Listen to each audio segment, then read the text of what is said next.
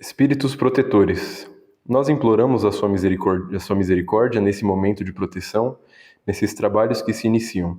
Assim como pedimos também aos mestres Ramatiz, Yogananda e a toda a cúpula da Ordem da Cruz e do Triângulo, que nos acompanhem e que o coração do nosso mestre espiritual, nosso condutor, esteja aqui com a gente nesse momento, para que consigamos tirar o melhor proveito dessas reuniões enquanto aprendizagem.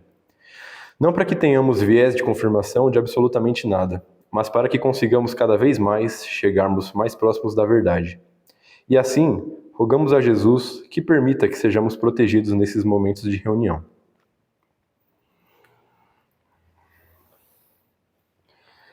Pode sentar. Bom, o evangelho que eu vou ler dessa vez vai ser João, capítulo 8, verso 31. Jesus dizia, pois, aos judeus que criam nele: Se vós permanecereis na minha palavra, verdadeiramente sereis meus discípulos, e conhecereis a verdade, e a verdade vos libertará.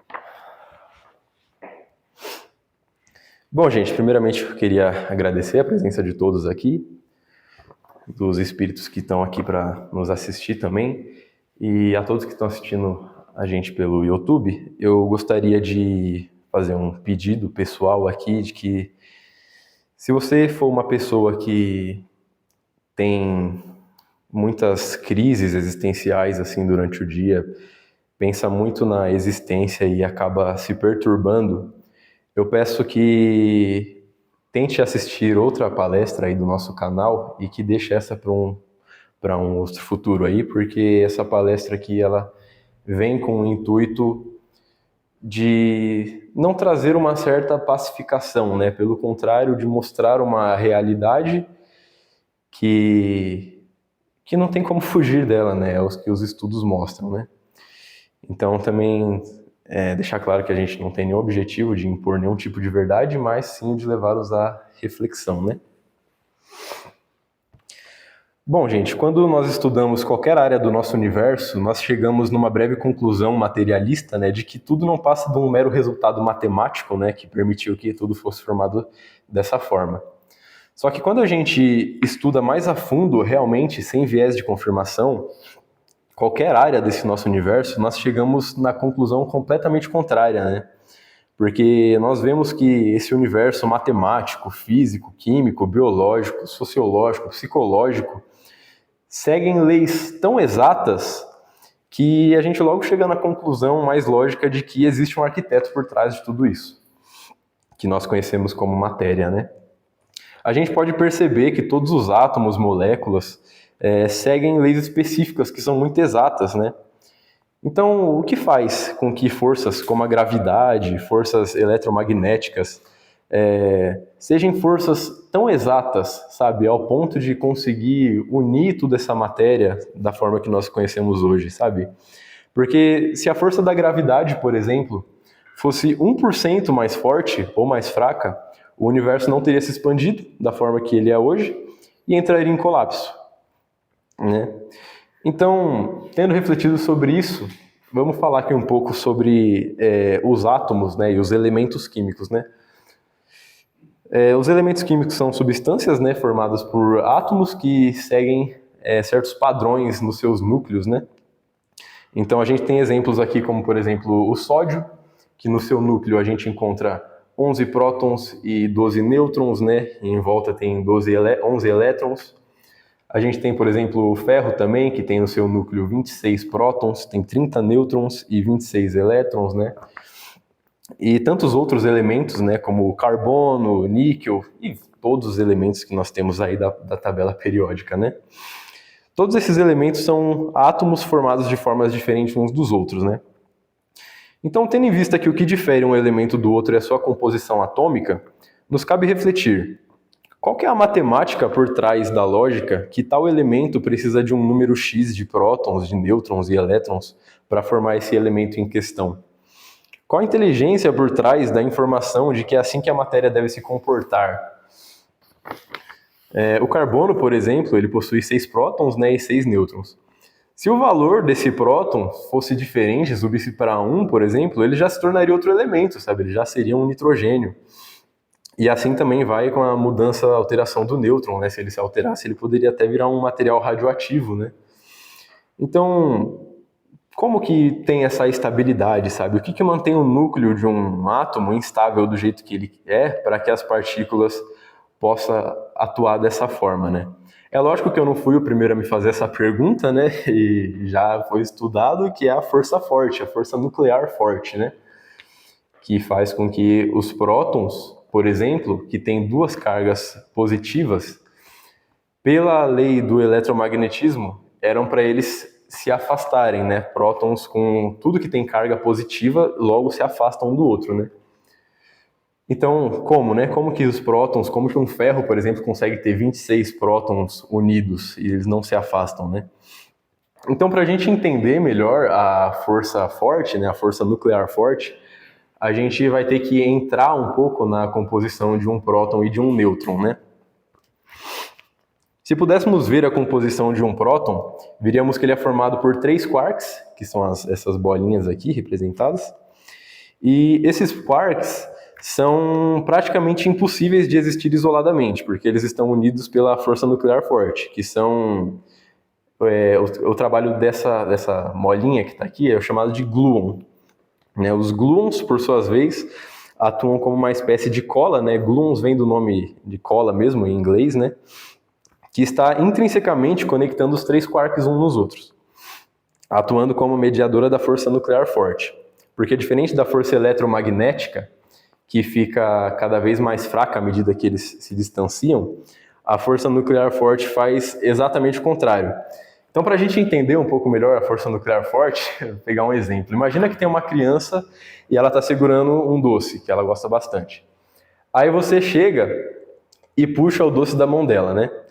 À medida que o doce vai se distanciando da criança, ela usa mais força para manter o doce próximo dela. Então, quanto mais ela percebe que o doce está se afastando, mais força ela usa para puxar de volta. Isso é a força nuclear forte nesse caso, né?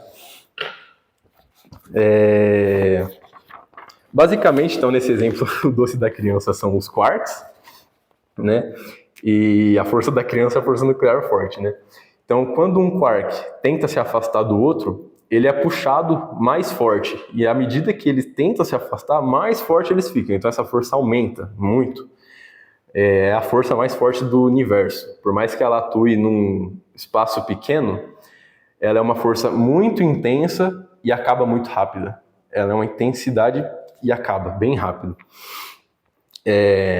Bom, um quark possui massa e possui carga elétrica, tá? A gente tem que entender isso.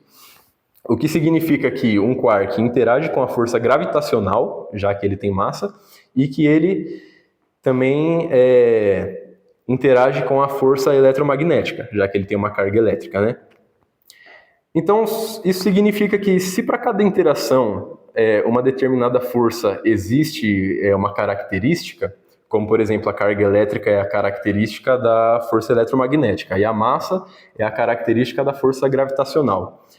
Então, cabe a gente refletir, qual que é a característica existente nos quarks que seria a característica da força forte, né? Já que todas as forças têm uma característica.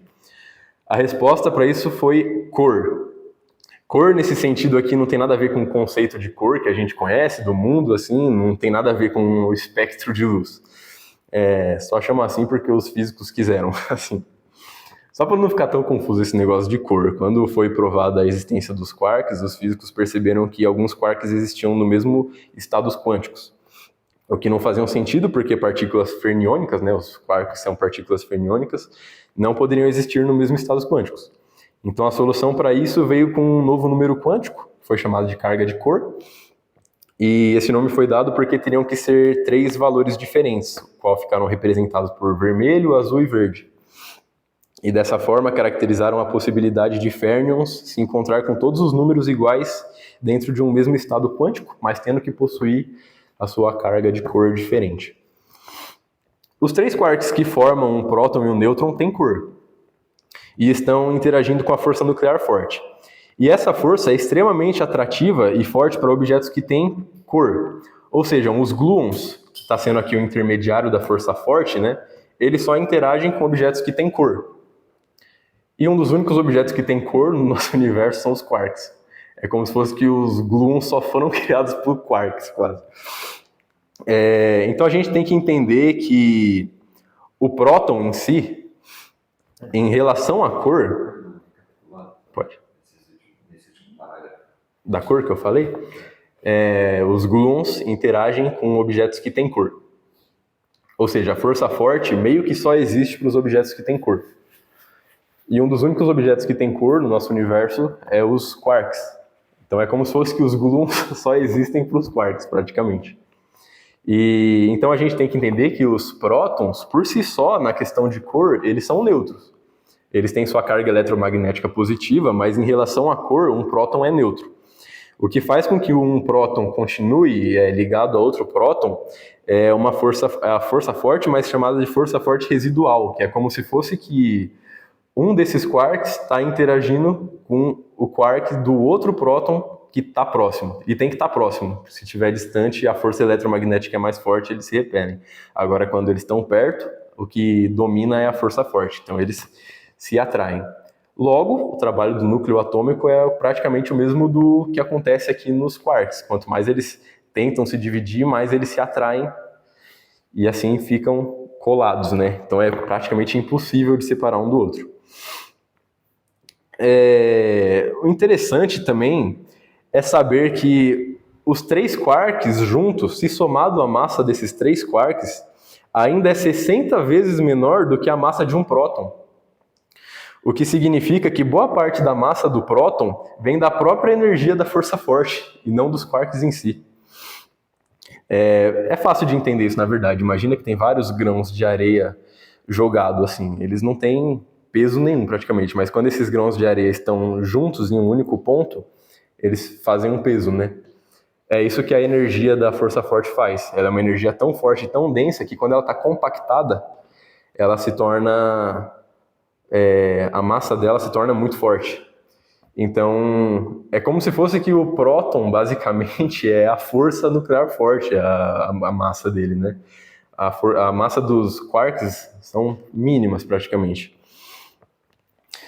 Sendo a força nuclear forte a força mais forte de todo o universo, ela acaba sendo milhões de vezes mais forte do que a própria força eletromagnética, que, por sua vez, repelem os elementos de cargas iguais. E é por isso que os prótons continuam agrupados no núcleo de um átomo, né? Sem a força nuclear forte, os quarks estariam vagando pelo espaço sem se conectar com nenhum. Portanto, não haveriam prótons, não haveriam nêutrons. Posso fazer uma pergunta? Pode.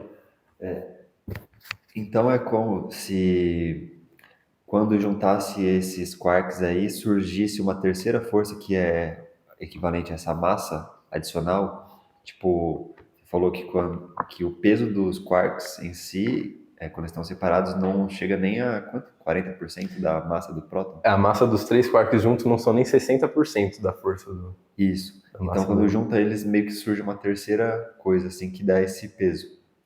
Isso. Quando junta...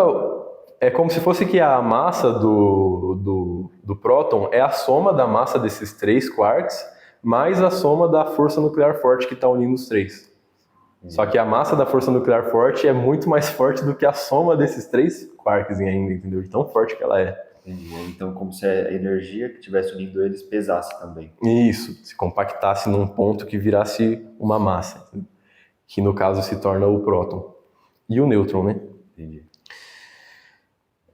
Os quarks também têm um negócio chamado de sabores, que eu não vou entrar muito a fundo, mas praticamente existem 6 tipos de quarks, né, que cada um tem o seu tipo dependendo da massa que ele tem, né, que é o chamado up, down, aí tem top, strange e outros 2 lá que agora eu não lembro.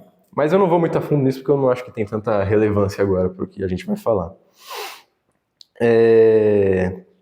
Tendo entendido que os prótons e os nêutrons e os elétrons ainda não são a última partícula do universo, né, como os físicos bem antigamente achavam, né, que o átomo era a última partícula, e que os quarks têm suas variações de massa, de cores, nos cabe a seguinte reflexão. Se são os quarks, junto com os trabalhos dos gluons, né, que dão massa às partículas, de onde vem a massa do quark? Já que ele que é o responsável por dar massa, né, às partículas. E como pode suas massas ter tantas variações também? Do que são feitos os quarks, né? Para responder essa pergunta, a gente já vai ter que entrar já num campo teórico da ciência, mas entendendo também que não é porque é tratado como teoria que ele perde o valor, né? Até porque muitas coisas que são medidas hoje na nossa ciência medidas que vêm de certas teorias que só são tratadas como teorias ainda porque ainda não conseguiu ser observada para falar que é isso e pronto, mas não anula o fato de que a teoria tem a chance de ser verdadeira é muito alta, né? A gente entra na teoria dos campos quânticos, né? Quando a gente fala de teoria dos campos quânticos, a gente tem que entender que certa vez o físico Maxwell, ele conseguiu demonstrar que a luz era uma manifestação de campos elétricos e magnéticos, né? Ou seja, ele dizia que a luz eram ondas que se propagavam por todo o espaço, né? No caso, ele conseguiu provar isso. E veio Einstein, sendo revolucionário, com a ideia de que... Ele apresentou a ideia de que os fótons, na verdade, eram uma partícula de luz, né? E ele conseguiu também provar isso. Então, com isso veio o conhecimento do dualismo onda-partícula, né? Que seria basicamente que a luz, em determinados casos, se comporta como partícula, em determinados casos como onda, né? E, mais para frente, essa ideia veio a ser expandida por um físico chamado Louis de Broglie, né, lá em 1924, onde ele propôs a ideia de que não só a luz, mas que toda a matéria possui esse comportamento ondulatório. Sendo assim, ele dizia que toda a matéria seria basicamente a vibração de um campo de energia, que quando vibra de forma mais fraca, essa vibração age como matéria. Então, bem fácil de entender, né? Vamos supor que esse daqui é um campo de energia, e aí quando ela tem uma excitação nesse campo, né, que é uma vibração diferente, essa vibração é o que passa a se comportar como matéria, né? Ela acaba se tornando algo menos sólido, né? Não, algo mais sólido, na verdade. Então, nessa teoria, eles falam que cada partícula fundamental tem um campo associado. Então, por exemplo, o quark nada mais é do que a excitação de um campo quântico de quarks. E esse seria um campo que permeia todo o espaço, mas normalmente está em seu estado fundamental, né? E quando a energia é suficiente é injetada no sistema, o campo pode ser excitado dessa forma e gerar uma partícula real, como quarks. Porém, a teoria de campos exige que exista uma simetria fundamental do universo, e essa simetria faz com que os modelos padrões de todas as partículas fundamentais surjam sem massa. Ou seja, quando uma ondulação no campo criasse um quark, esse quark surgiria sem massa. E por isso ele ficaria viajando no espaço à velocidade da luz, assim como o fóton, né? O fóton é uma partícula que a massa é muito mínima e fica viajando à velocidade da luz, né? Então, como que um quark se uniria a outro quark para que assim eles formassem um próton, né? Já que a massa dele, a massa do próprio quark não depende do campo do quarks, né? Então, com isso, veio a explicação do campo de Higgs, né? A teoria diz que logo após o Big Bang surgiu um campo que foi chamado de campo de Higgs, por causa do nome do físico que teorizou, né, Peter Higgs. E seria uma força invisível que permeia todo o universo, que seria como um molho viscoso, né, que confere massa às partículas. Então, surge a teoria de que a massa dos quarks não depende do seu próprio campo, mas sim desse campo. E a energia de Higgs age como uma espécie de resistência ao movimento das outras partículas. Seria como uma piscina, que eu até deixei desenhada aqui para explicar, né? Então vamos imaginar que nessa piscina tem um nadador, né? Eu vou representar esse nadador só como uma bolinha, assim, porque eu não quero desenhar o nadador inteiro, né? Esse nadador, ele sempre pode se mexer mais rápido ou mais lento, né? Só que, fundamentalmente, o que limita a velocidade que ele vai correr é a resistência que a água causa, né? É como se todas as partículas fundamentais estivessem imersas nessa piscina e que o campo de Higgs causa essa resistência. Então, a partícula que deveria estar aqui viajando à velocidade da luz, quando ela se mexe, ela causa uma resistência, né? Ela perde a velocidade. E é essa perca de velocidade que faria com que ela tivesse a sua massa. O que nos leva a outra reflexão, que se o campo de Higgs cria essa resistência, pode falar. Então, são vários campos sobrepostos? É porque é difícil de explicar isso por causa da nossa limitação das 3 dimensões, né? Como a gente está num espaço tridimensional, a gente não consegue imaginar como é isso, né? Mas é basicamente isso, é como se todos os campos estão dentro do outro, um dentro do outro, mas não seria dentro, entende? É um lado que não tem como a gente apontar, por isso que não tem como falar direito. Tentar representar isso de maneira bidimensional é a forma mais lógica para nós, né? Que seria basicamente isso. Tem um campo aqui, e aí quando ele tem essa diferença assim, ele cria essa partícula mais sólida. Só que ao mesmo tempo tem esse outro campo aqui também, que seria o campo dos elétrons, né? O campo eletromagnético. Aí também teria o campo dos bósons, o campo de todos os campos, só que como onda, né? Seria basicamente isso mesmo. Como se fosse que estão sobrepostos, né? O campo de Higgs também está sobreposto a todos, né? Só que o interessante disso, que nos leva a uma reflexão mais profunda da nossa realidade, é que o campo de Higgs, para ele conseguir gerar essa resistência nas partículas, ele precisa ter energia. E aí cabe a pergunta, por que o campo de Higgs tem energia? Porque, por incrível que pareça, de todos os campos, o campo de Higgs é o único que tem energia. Só ele oferece resistência, enquanto todos os outros têm energia igual a zero. Então, é como se fosse que, nesse exemplo que você falou, né, como todos os campos estão sobrepostos. Se todos os campos tivessem energia diferente de zero, aliás, significaria que todos os campos gerariam essa resistência às partículas. Isso não acontece, só o campo de Higgs que gera essa resistência. Só ele tem energia. Para o campo de Higgs ter a energia diferente de zero,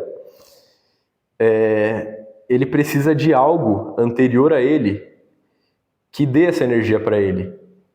Algo que cause uma energia que possa ser presente nesse universo inteiro, né?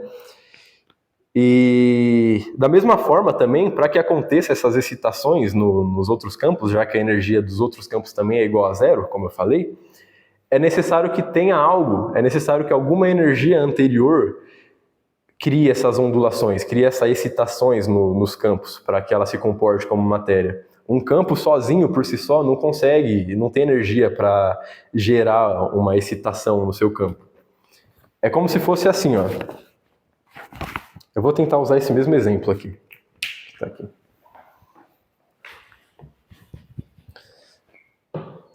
Vamos supor que aqui tem... Nossa, mas já saiu com a ondulação, né? Não dá certo. Vamos supor que aqui tem um campo. Ele é estável, né? Não tem energia nenhuma. Para que esse campo... Vamos supor que esse daqui é o campo de quarks, né? Para que possa ter essa ondulação, essa mudança na vibração, é necessário que alguma energia anterior que tenha energia venha e faça isso, por exemplo. Aí, isso daqui, essa excitação aqui, vai causar essa excitação no campo dos quarks. Ou seja, o campo sozinho não consegue gerar. Para ele gerar, tem que ter uma energia anterior que faça com que ele crie essa excitação. Aí logo que essa excitação é criada, essa partícula passa a navegar nesse campo, que é o campo de Higgs, né? E aí ela já ganha uma massa, por isso que ela se torna a partícula do jeito que a gente conhece. Ou seja, tanto para o campo de Higgs, tanto para os campos dessas partículas fundamentais existir, é necessário que exista uma energia anterior, né? Bom, tendo entendido isso, vamos voltar um pouco lá na força nuclear forte, que já chegou salvando o universo, né? Pode falar. Independente do campo já ter energia ou não, ele precisa de alguma coisa anterior para causar essa oscilação, é isso, né? Isso, exatamente. Eu achava que era o campo de Higgs que oscilava os outros, mas ele também não, né? Não, ele só tem energia para dar massa, só que de onde vem a energia dele também ninguém sabe. Então tá, vamos voltar um pouco na força nuclear forte, né?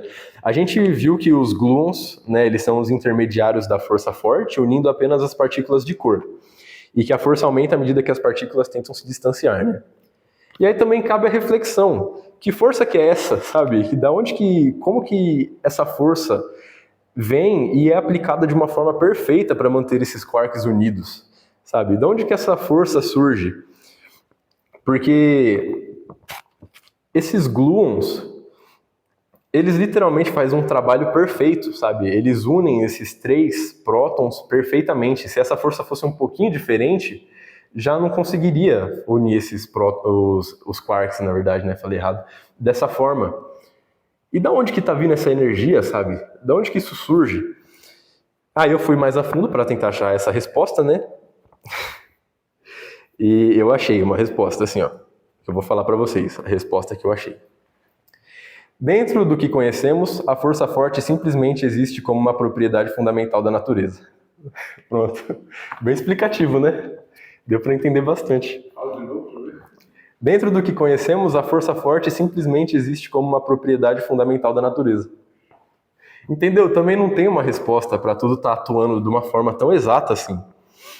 A única conclusão lógica que eu pude chegar é que, para essa força forte existir, ou também para o campo de Higgs e para todas as oscilações dos campos poder acontecer, só pode ser emanação de uma energia anterior a ela, que faz com que a força passasse a existir de forma tão exata que, se ela fosse um pouquíssimo mais fraca, os quarks não se agrupariam como matéria e nunca teriam se formado, né? E se fosse só um pouquíssimo mais forte, talvez os quarks também não conseguiriam se agrupar. Então, tudo estaria perdido, né?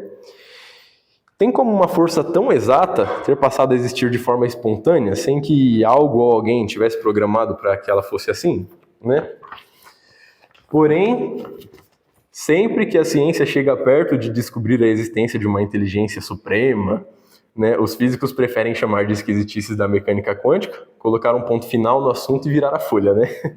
Então é isso que eu vou fazer também, um ponto final aqui, virar a folha, porque nessa palestra eu não pretendo falar, né, sobre um campo primordial de energia que permeia todo o universo, dando origem a todos os outros campos, que doando um pouco de sua energia propositalmente para excitar os outros campos, e de forma ligeiramente perfeita e inteligente para que as excitações na vibração passem a se comportar como matéria, dando e mantendo esse universo instável da forma que está. Que é onipresente, porque está em todo lugar, onipotente, porque é dela que surge tudo do universo, e onisciente, já que informação é energia em movimento, e ela é a energia primordial, né? Não vou falar dela hoje porque o meu objetivo com essa palestra não é o de mostrar um criador perfeito, que criou tudo de forma perfeita. O objetivo é justamente o contrário. Para me explicar o que eu quero dizer com isso, olha que engraçado. Os bósons de Higgs, né, que são as partículas intermediárias do campo de Higgs, né, que é o que atribui a massa às partículas, ele atribui massa às partículas que não deveriam ter massa, ou que deveriam ter massa menores do que as que têm. O próprio quark, por exemplo, é uma partícula que não deveria ter massa, se a gente for ver na teoria original do modelo padrão. Porque essa teoria do modelo padrão original diz que as interações fundamentais, como a força forte, por exemplo, preservam uma simetria chamada de quiralidade, que impede que as partículas fundamentais tenham massa. E o campo de Higgs faz essa simetria se quebrar, simplesmente. Percebem esse jogo do universo? Onde parece que um caos irá surgir, só que aí por causa de um único fator, salva tudo, por causa de um único fatorzinho, sabe? Como, por exemplo, nos prótons, né, que estão tentando se afastar um do outro, só que aí a força forte os une, né? Chega esse fator e une tudo. Ou como o campo de Higgs também, dando massa aos quarks. Então, tipo, se a força forte não existisse, o universo seria apenas flutuações de quarks que estão viajando pelo espaço sem rumo. E por incrível que pareça, tudo mostra que isso já aconteceu, né? Diz que, segundo as teorias, no início do universo, logo após o Big Bang, o universo era uma desordem, completa desordem, de quarks e gluons, que eles chamaram de sopa de quarks e gluons, que ficaram viajando pelo universo sem rumo. E só depois do resfriamento do universo que os gluons passou a atuar dessa forma que ele atua, dessa forma tão precisa e exata, para unir tudo da forma que está unido. Percebem como que o universo é uma desordem organizada? Em cima de várias desordens que poderia ter acabado com o universo, de repente existe uma força que o manteve. É quase como que um instinto do universo de sobreviver a todo custo. Do universo ou do criador dele, né? Então, para a gente entender esse exemplo, eu trouxe aqui quase que uma parábola, né? Eu vou pedir para todo mundo que está em casa também imaginar dessa forma. Imaginem que vocês estão criando uma jarra de vidro, e essa jarra de vidro não é só uma jarra de vidro normal, ela é a jarra de vidro mais perfeita que você já criou. Assim, você tem uma paixão enorme com essa jarra porque ela é a sua perfeição, sabe? É a perfeição que você está criando. Então, por um momento de descuido, você derruba a jarra no chão, né? E ela se estilhaça em pedacinhos minúsculos, né? Seu desespero é tão grande, já que aquela era a maior criação de toda a sua vida, que você decide recolher todos os pedacinhos da jarra e tenta recriar a perfeição que você tinha antes, remontando pedacinho por pedacinho dessa jarra na sua mão. Porém, a jarra já foi quebrada, então mesmo que você tenha remontado ela pedacinho por pedacinho, ela continua sendo uma jarra imperfeita. Você consegue ver ainda os erros nela, as falhas, né? Por mais que ela está imitando a perfeição que você tinha antes, ela ainda está ali com os seus pedaços quebrados, né? E a única coisa agora que te resta fazer é continuar segurando a jarra com toda a cautela possível, porque se você segurar a jarra com um pouquinho mais de força, ela quebra na sua mão, e se você segurar ela com um pouquinho menos de força, ela se estilhaça de novo. E assim você se mantém segurando essa jarra, esperando que algum dia encontre alguém que possa recuperar e salvar a imperfeição que você criou. Nesse exemplo, a jarra é o nosso universo, né? E é o Criador que, teoricamente, né, que manteve os pedaços dessa jarra em ordem, mesmo depois da desordem, mesmo depois dela ter já se despedaçalhado no chão, né? Desde o dia da criação até os dias de hoje. É interessante perceber isso estudando o nosso universo, como que tudo está quase entrando num caos, só não entra no caos por causa de alguma coisa que veio e salvou, sabe? Porque isso está bem descrito para nós nas mitologias. Né? A gente pode notar essa semelhança nas mitologias hindu-arianas, por exemplo, sobre o que eles contam da criação, que eles chamam de o ovo cósmico, né? Que conta que em determinado momento, Brahma, né, o criador do universo, teria criado, na verdade, 3 coisas, né? Que na mitologia foi chamado de Bunloka, né, que seria um universo material, o Brahmaloka, um universo antimaterial, e a terceira coisa, que seria quase uma falha, né, na criação, que foi a sua mente despedaçada dentro da obra, né? É o que conta a mitologia. E então, no momento que a mente do Criador cai e se despedaça dentro da sua própria criação, para que ele pudesse sobreviver, ele se reconstrói com os próprios resquícios da sua criação, né? E passa a viver dentro do Brahmaloka, né? Que veio a se tornar sua morada, né? Que é a morada de Brahma, que nesse caso seria um universo antimaterial, né? E essa história, a ciência também já chegou a nos mostrar, né? Porque estudos mostraram que no momento do Big Bang, matéria e antimatéria foram criadas na mesma proporção. Porém, quando a matéria colide com a antimatéria, as duas se aniquilam, né? Então, por que o universo não foi aniquilado, né? A ciência não sabe explicar o motivo disso, né? Mas algo ou alguém segurou uma determinada porcentagem de matéria para que ela não se aniquilasse, né? Com a antimatéria. E essa porcentagem aí que foi salva é a que veio a se tornar o nosso universo atual. E o que aconteceu com a antimatéria, né? Já que foi criado na mesma proporção e uma proporção de matéria foi salva, significa que uma proporção de antimatéria também não se aniquilou. Então o que aconteceu com essa parte? A ciência ainda hoje também não sabe. Simplesmente desapareceu. Então, continuando a história mitológica, né? Pelo que conta a história mitológica, já que a gente percebe tantas semelhanças, é justo a gente dar ouvidos a essa história, né? A vida começa no Brahmaloka, né? Onde Brahma, o criador, começa a criar vários de seus anjos, né? Que vieram a aparecer com mais frequência nas histórias futuras. E a mitologia diz que quando Brahma se exilou, havia um equilíbrio, um desequilíbrio, na verdade, enorme no Bunloka, né? Um desequilíbrio enorme que a gente quase consegue perceber hoje estudando, né? E então, com a vinda de outro ser criador que entrou nessa matéria, ou nesse universo justamente com o objetivo de ajudar essa imperfeição, né? Chamado de Vishnu, ou Shokma, né?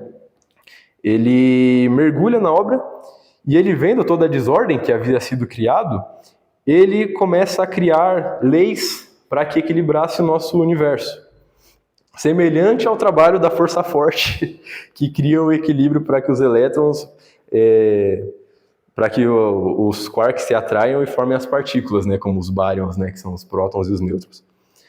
E a partir do equilíbrio que ele cria, as coisas passam a ter mais ordem no universo, ou pelo menos imitar uma ordem que deveria existir, né? E aí só depois de tudo isso ter sido encontrado, né, em um estado de ordem, foi que outro ser criador, que também tinha entrado para ajudar nessa criação, chamado de Shiva, né, pelas mitologias, ele usa sua força rajásica, né, ou seja, ele coloca um pouco de si mesmo, seu poder damásico, para que assim houvesse uma alteração na programação do universo, para que tudo que existisse nesse universo, seja no Bunloka ou seja no Brahmaloka, em alguma hora necessariamente precisaria morrer, precisaria chegar a um fim, né? Então, o que a gente pode notar com essas mitologias é que a força nuclear forte, que eu tanto me esforcei nessa palestra para explicar, sua função de aplicar a harmonia na desordem teria sido talvez uma programação vinda de Vishnu, né? Que mergulhou no caos depois que viu que o universo tinha sido criado dessa forma imperfeita que ele foi. E basicamente é isso. Eu acho que deu para deixar bem explicativo, né, como que o nosso universo se salva de vários perigos, sabe? Sempre que chega um determinado perigo que faz com que, nossa, talvez toda a matéria possa se aniquilar, chega uma força maior que interrompe todas as outras leis, sabe? Colocando uma lei maior para que tudo passe a se organizar. E essa é a palestra, gente. Agora eu vou abrir aqui a oportunidade para a gente conversar. Obrigado pela atenção de todos. Denis, obrigado pela palestra. Acho que você conseguiu apresentar mais um dos pontos que demonstra essa imperfeição. Eu estava refletindo aqui que tudo vem da nossa mente, no sentido de que nós é ensinado desde criança que é tudo perfeito, né? Então, nós vivemos um viés de algumas coisas nós olhamos e pensamos, nossa, realmente é perfeito, né? E aí, agora nós estamos vivendo ao contrário, né? Nós conseguimos colocar na cabeça com prova suficiente de que não é perfeito. E aí, com o tempo que passa, nós conseguimos cada vez enxergar mais essas imperfeições, né? Eu mesmo, tipo, não é uma coisa que eu fico pensando, tipo, vou tentar achar mais uma imperfeição, mas simplesmente aparece. Eu fico pensando, caramba, mais uma prova disso. Eu mesmo te falei essa semana, né? Várias coisas que provava de novo isso. Sim. Então, acho que é muito legal a pessoa colocar na cabeça de que é imperfeito, para aí sim começar a ver. Fica meio que impossível ver se você ainda acredita que o mundo é perfeito. Com todas as nossas palestras, tem vários exemplos já da imperfeição, até se for ver o RNA, o DNA, sabe? Tem muitas coisas ali que você já encontra imperfeição. Nisso daí, no próprio psicológico, em todos os campos que você falou, no campo sociológico, psicológico, biológico, todos você consegue encontrar alguma falha. Eu vou começar falando primeiro algumas dúvidas que eu tenho, tá? Que é mais da biologia, da física em si. Uhum. Você consegue explicar de novo, por favor, aquela parte que você falou das cores, dos fermions? Tá. É que eu não vou saber levar muito a fundo o que são os fermions. Eu até cheguei a dar uma estudada, mas aí já era uma parte tão mais profunda que eu achei que não ficaria tão necessário para essa palestra. Mas deixa eu pegar aqui.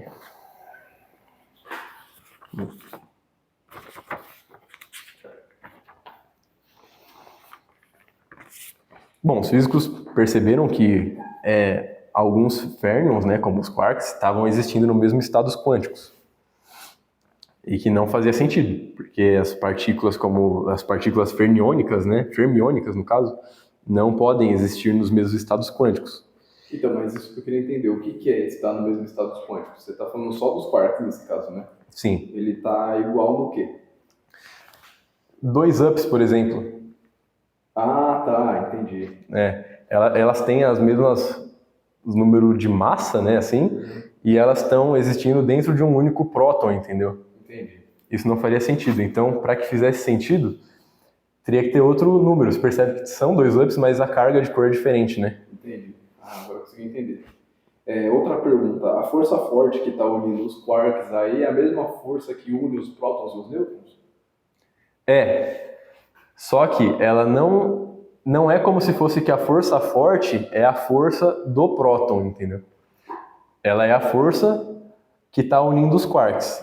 Só que aí quando chega um próton próximo, a força forte acaba sendo tão forte que é como se um quark interagisse com o quark do outro, entendeu? Então o que está unindo praticamente os 2 prótons é a força forte, né? Só que é basicamente o trabalho do quark, entendeu? É como se fosse que o quark desse está atraindo o quark do outro através da força forte, não o próton em si. Porque o próton está obedecendo a sua lei eletromagnética, né, de se repelir. Só que nesse caso a força forte acaba sendo mais forte do que a força eletromagnética. Você falou que é tipo um resquício dessa força que atrai o outro, né? É bem isso, porque essa força... Residual. ela é muito fraca. Pelo que mostra aqui no núcleo atômico, essa força ela sai desse núcleo atômico tipo muito pouquinho, é tipo um resquício assim, você nem consegue ver de tão fraca que ela é. Porém, ao mesmo tempo, ela é a força mais forte do universo, entendeu? Ela é uma força super mega forte que só deixa junto partículas que estão realmente próximas, entendeu? Mas você está falando dos prótons e dos nêutrons ainda, né? Não do elétron. É isso, dos prótons e dos nêutrons. Tá. Será que essa força fraca que você está falando não é a força fraca? Porque eu sei que existe a força fraca também. A força fraca não é essa que une os dois? Não, porque aí tem... A força fraca já é... O que intermedia pela força fraca são 2 bósons lá que chama bóson W e bóson Z. Eu não cheguei muito a fundo não, mas já não tem... Já é outra coisa já.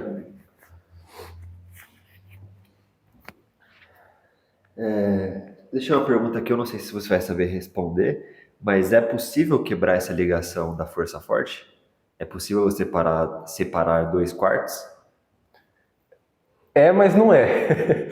Porque a força forte é tão forte com os objetos que têm cor, que se acontecer de um quark realmente sair, vamos falar assim, ele se torna um antiquark.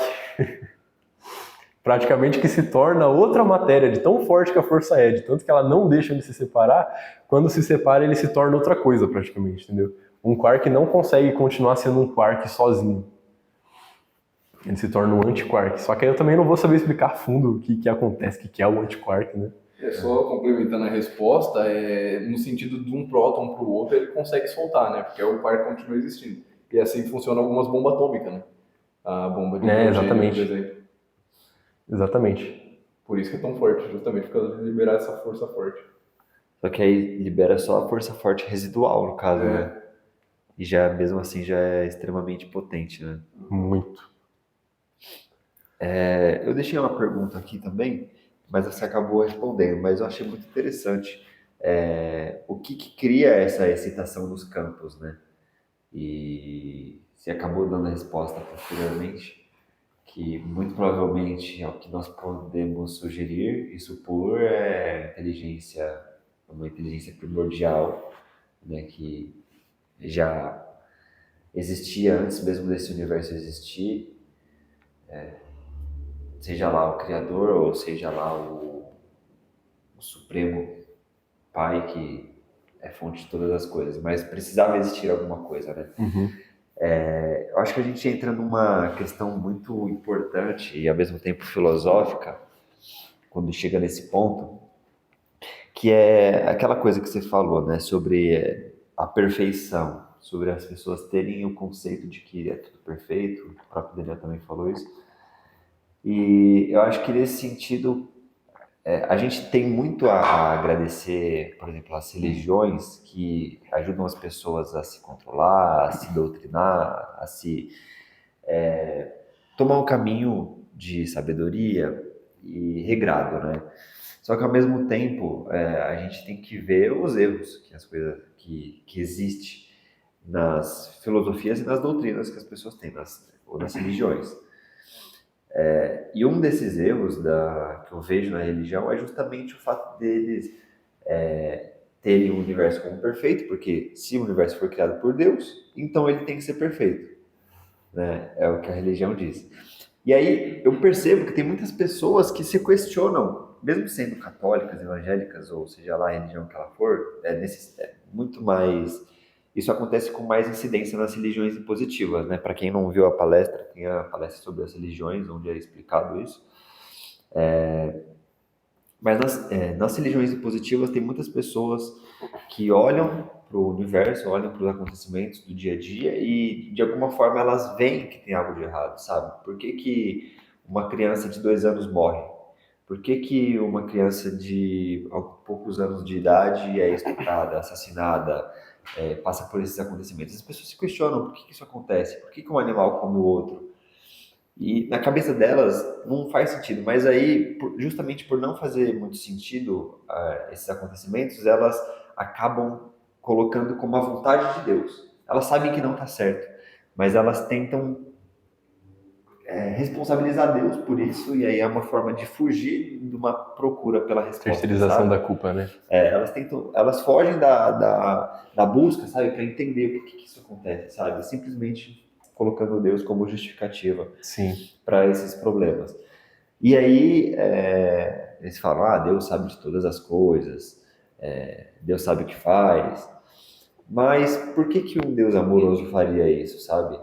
Então, eu acho que é aí que entra a necessidade da compreensão de Deus e Criador universal, que por mais que tenham a mesma essência, são seres diferentes. Uhum.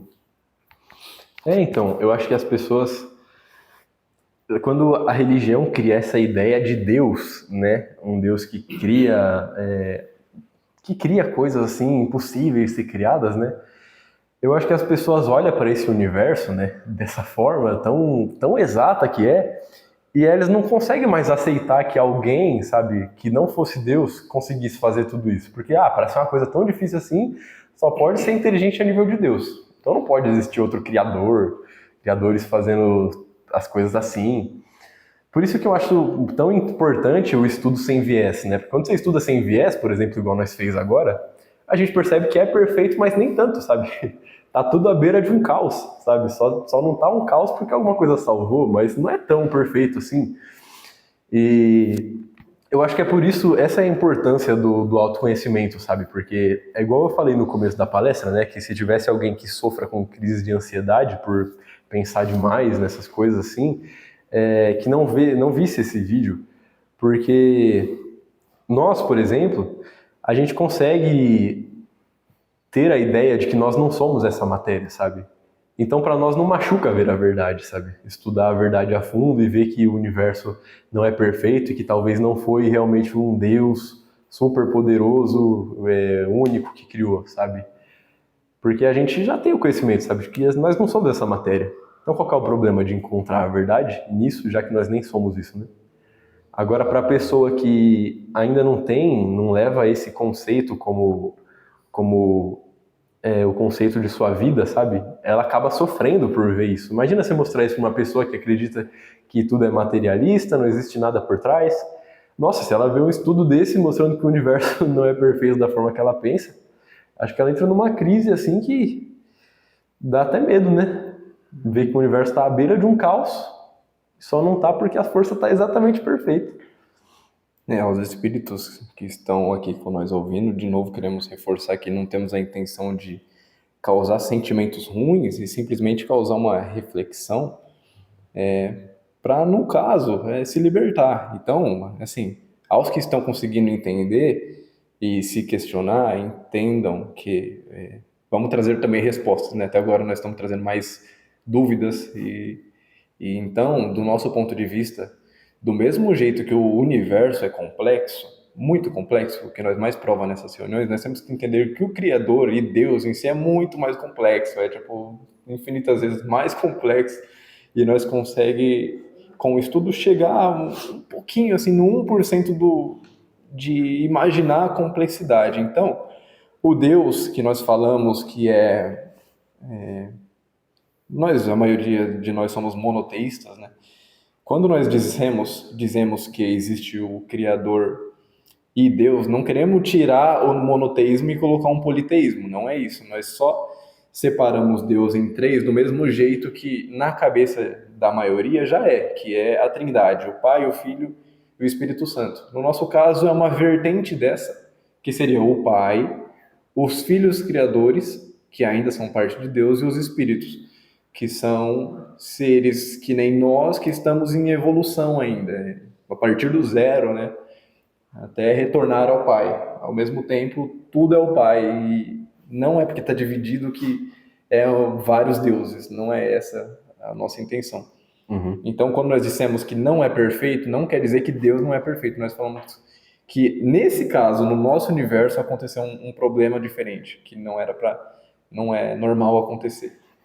Que não foi causado por Deus, o verdadeiro, mas sim pelo Filho Criador, né? Isso, por isso que nós dizemos sempre que tudo que Deus cria é eterno e perfeito. Agora, o que esse Criador em específico criou não é o que Deus criou. Então, partindo desse ponto, Dani, agora eu tenho uma pergunta. Eu estava pensando aqui numa possibilidade de o vácuo quântico, que nós não falamos até agora. O vácuo quântico. Não era o intuito, né? Ainda ser a emanação do Pai verdadeiro, e aí o Criador, que nós chamamos de Javé, usou isso e colocou aqui dentro da criação. Porém, ele não conseguiu criar as vibrações, as oscilações necessárias, e nisso surgiu o caos. Ele não estava com mais força suficiente para criar todas as vibrações necessárias nesse campo para que esse campo interagisse certo com os outros na hora da criação, ao invés de ter sido feito depois. Por isso que depois veio os dois, Vishnu e Shiva, e conseguiram criar essas vibrações no sentido, que é um pouco errado falar assim, mas é meio que uma gambiarra para corrigir o caos. Exatamente isso. Então, talvez seja isso, sabe? Talvez não é que o vácuo quântico seja também uma possibilidade desse vácuo ser a mente despedaçada. A mente despedaçada, mas mesmo que era a mente despedaçada dele, ele não tinha mais a força de causar essas vibrações. E aí esses outros dois criaram.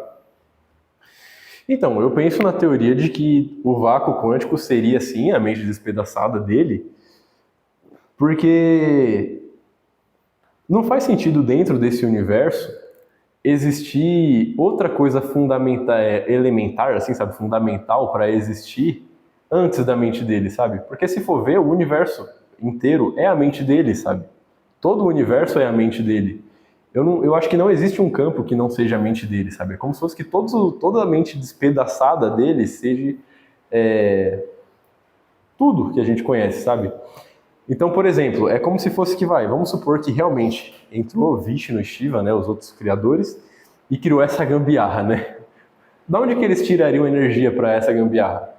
Entendeu? É como se fosse que eles usou a energia da própria mente dele para criar essa gambiarra, porque não tem outro lugar dentro de onde eles podem tirar essa energia se ele está dentro do universo, entendeu? Então, mas é que eu imagino que mesmo que exista criações de outros universos, a base de todos eles, a base que nós chamamos de energia primordial, tem que partir do Deus verdadeiro, entendeu? Isso que eu acho, que tipo assim, imaginando tipo o universo central, tipo uma linha, assim, ó, que chega em todos os outros universos. E essa linha é tipo a base de toda a fonte de energia para que a partir dos outros campos, aí sim podem ser criados dentro do universo, gerem energia. Então, se o vácuo quântico for só a mente de Javé, que também é uma possibilidade, a mente de Javé está em conexão com o paraíso, entendeu? Que seria de onde ele tira a energia dele. Isso. Entendi. Mas eu penso que a energia do vácuo quântico vem do próprio criador, da parte dele que está fora da criação, entendeu? Porque pelo que conta lá a mitologia, a mente dele ficou despedaçada aqui, mas só a mente. Fora ainda tem o Prabhajna, né, que seria a forma dele perfeita, né? Porque se a gente for pensar nesse sentido que você falou, de que teria como se fosse uma linha, né, que seria que dá energia, seria como se fosse que a energia que vem para o nosso universo é a energia do verdadeiro Deus, né? Sendo assim, eu acho que o universo também seria eterno, sabe? Assim como nossa alma é, nosso espírito, né? E não é, sabe? Então, eu acho que talvez essa energia que continua entrando no nosso universo, infinita, seja do próprio Prabhajna, entendeu? E não do Deus, entendeu? Se a gente levar em consideração as afirmações feitas no livro de Urântia, por exemplo, a gente tem que levar em conta que toda a energia de todo e qualquer universo, ela tem como fonte o Deus primordial, Uhum. Pai, Mãe Amantíssimo, porque se ele é a primeira fonte e centro, e dele emana o paraíso, que é a fonte de energia material, né? E dele também emana as essências que avivam os espíritos e os filhos criadores. A gente tem que compreender que tudo que foi criado, mesmo sendo criado pelos filhos criadores, tem como fonte a energia que foi emanada pelo Pai. Então, esse universo aqui em que nós estamos, acredito eu, que não seja necessariamente proveniente da energia do Criador, mas uma modelação mental projetada por ele, entende? É como se ele utilizasse a energia que o pai doou para ele, com a massa de modelar, e através da mente dele, do projeto mental, ele conseguiu modelar essa energia. E aí não necessariamente significa que foi criada por Deus, Pai, Mãe Amantíssimo, mas que essa energia que provém de Deus, Pai, Mãe Amantíssimo, foi utilizada para a criação dele. Como se fosse que antes de ir direto para o universo, ela passou pelo filtro dele antes de usar, né? Isso. Exatamente. E aí, por causa disso, eu acredito que esse universo ele não seja eterno, né? Ele não seja, talvez, infinito, porque dizem que só é eterno e infinito aquilo que é criação de Deus Pai Mãe Amantíssimo. Justamente porque Prabhajna, ou Javé, ele vai evoluir. Então, ele vai se modificar. E, por causa dessas modificações, o universo que está correlacionado com ele tende a mudar também, a evoluir. E, em determinado momento, talvez até acabar. Eu acredito que vai acabar em um determinado momento. Acho que depende muito do destino que a criação em si tomar. Mas o fato é que eu acredito que esse universo, os campos não sejam propriamente Javé, entende? Mas uma modelação que ele utilizou para conseguir organizar e manter o universo se sustentando. E aí, e aí provavelmente algum dos fatores da matéria sejam a mente dele, que está ali fazendo a organização, como alguns dizem, os elétrons. Mas pode ser que seja outra coisa também, aí cabe os estudos e a ciência avançar. Nesse caso, nem os campos seriam a mente dele, né? Os campos seriam só uma modulação assim, que ele criou para esse universo, né? Por exemplo, a gente pega a mitologia nórdica. De acordo com a mitologia nórdica, em determinado momento, tem uma família, que agora eu esqueci o nome, Para ajudar na organização do universo, eles criaram um campo chamado teia de Word, que é o que cria a lei da ação e reação, né? Então, para determinadas civilizações, existe essa lei da ação e reação, que faz com que aquilo que você planta, você colhe. As suas ações têm reações, inevitavelmente, porque tem um campo eletromagnético. É como se fosse um campo eletromagnético. Porque até determinado tempo atrás, como o próprio você mesmo citou, como não havia morte, os seres viviam indeterminadamente e aí eles não evoluíam. E aí foi necessário a intervenção de Shiva para que se criar a morte. Então, diferente de como muitos pensam a morte como algo negativo, na verdade ela é símbolo de renovação. Sim. Então Shiva não é algo ruim, não é o deus da morte, é o deus da renovação, né? Então o eletromagnetismo também foi necessário para que esse universo pudesse se estabelecer e se organizar e caminhar em direção à perfeição, ao perfeccionamento. Entendi. Faz sentido. Essa é a percepção que eu tenho. É isso que eu acho também, porque eu não acredito que Javé, sendo um Deus criador, ele tem o poder de criar, no sentido da palavra, ele só tem o poder de organizar as coisas, né? É como se, exemplo do Valdir, ele usou uma massinha, pega uma massinha, que é o Pai Amantíssimo, e modela ela. E aí, no caso, falando mais cientificamente, é como se ele causasse a vibração necessária, entendeu? E o problema foi que existe um tempo onde todas as vibrações necessárias, ou seja, todas as criações, têm que ser feita complexamente, né? E faltou algumas coisas. E nisso essa coisa não conseguiu se organizar e aí veio os seres de fora para conseguir vibrar certo. Mas então, de onde que surgiria essas ondas? Direto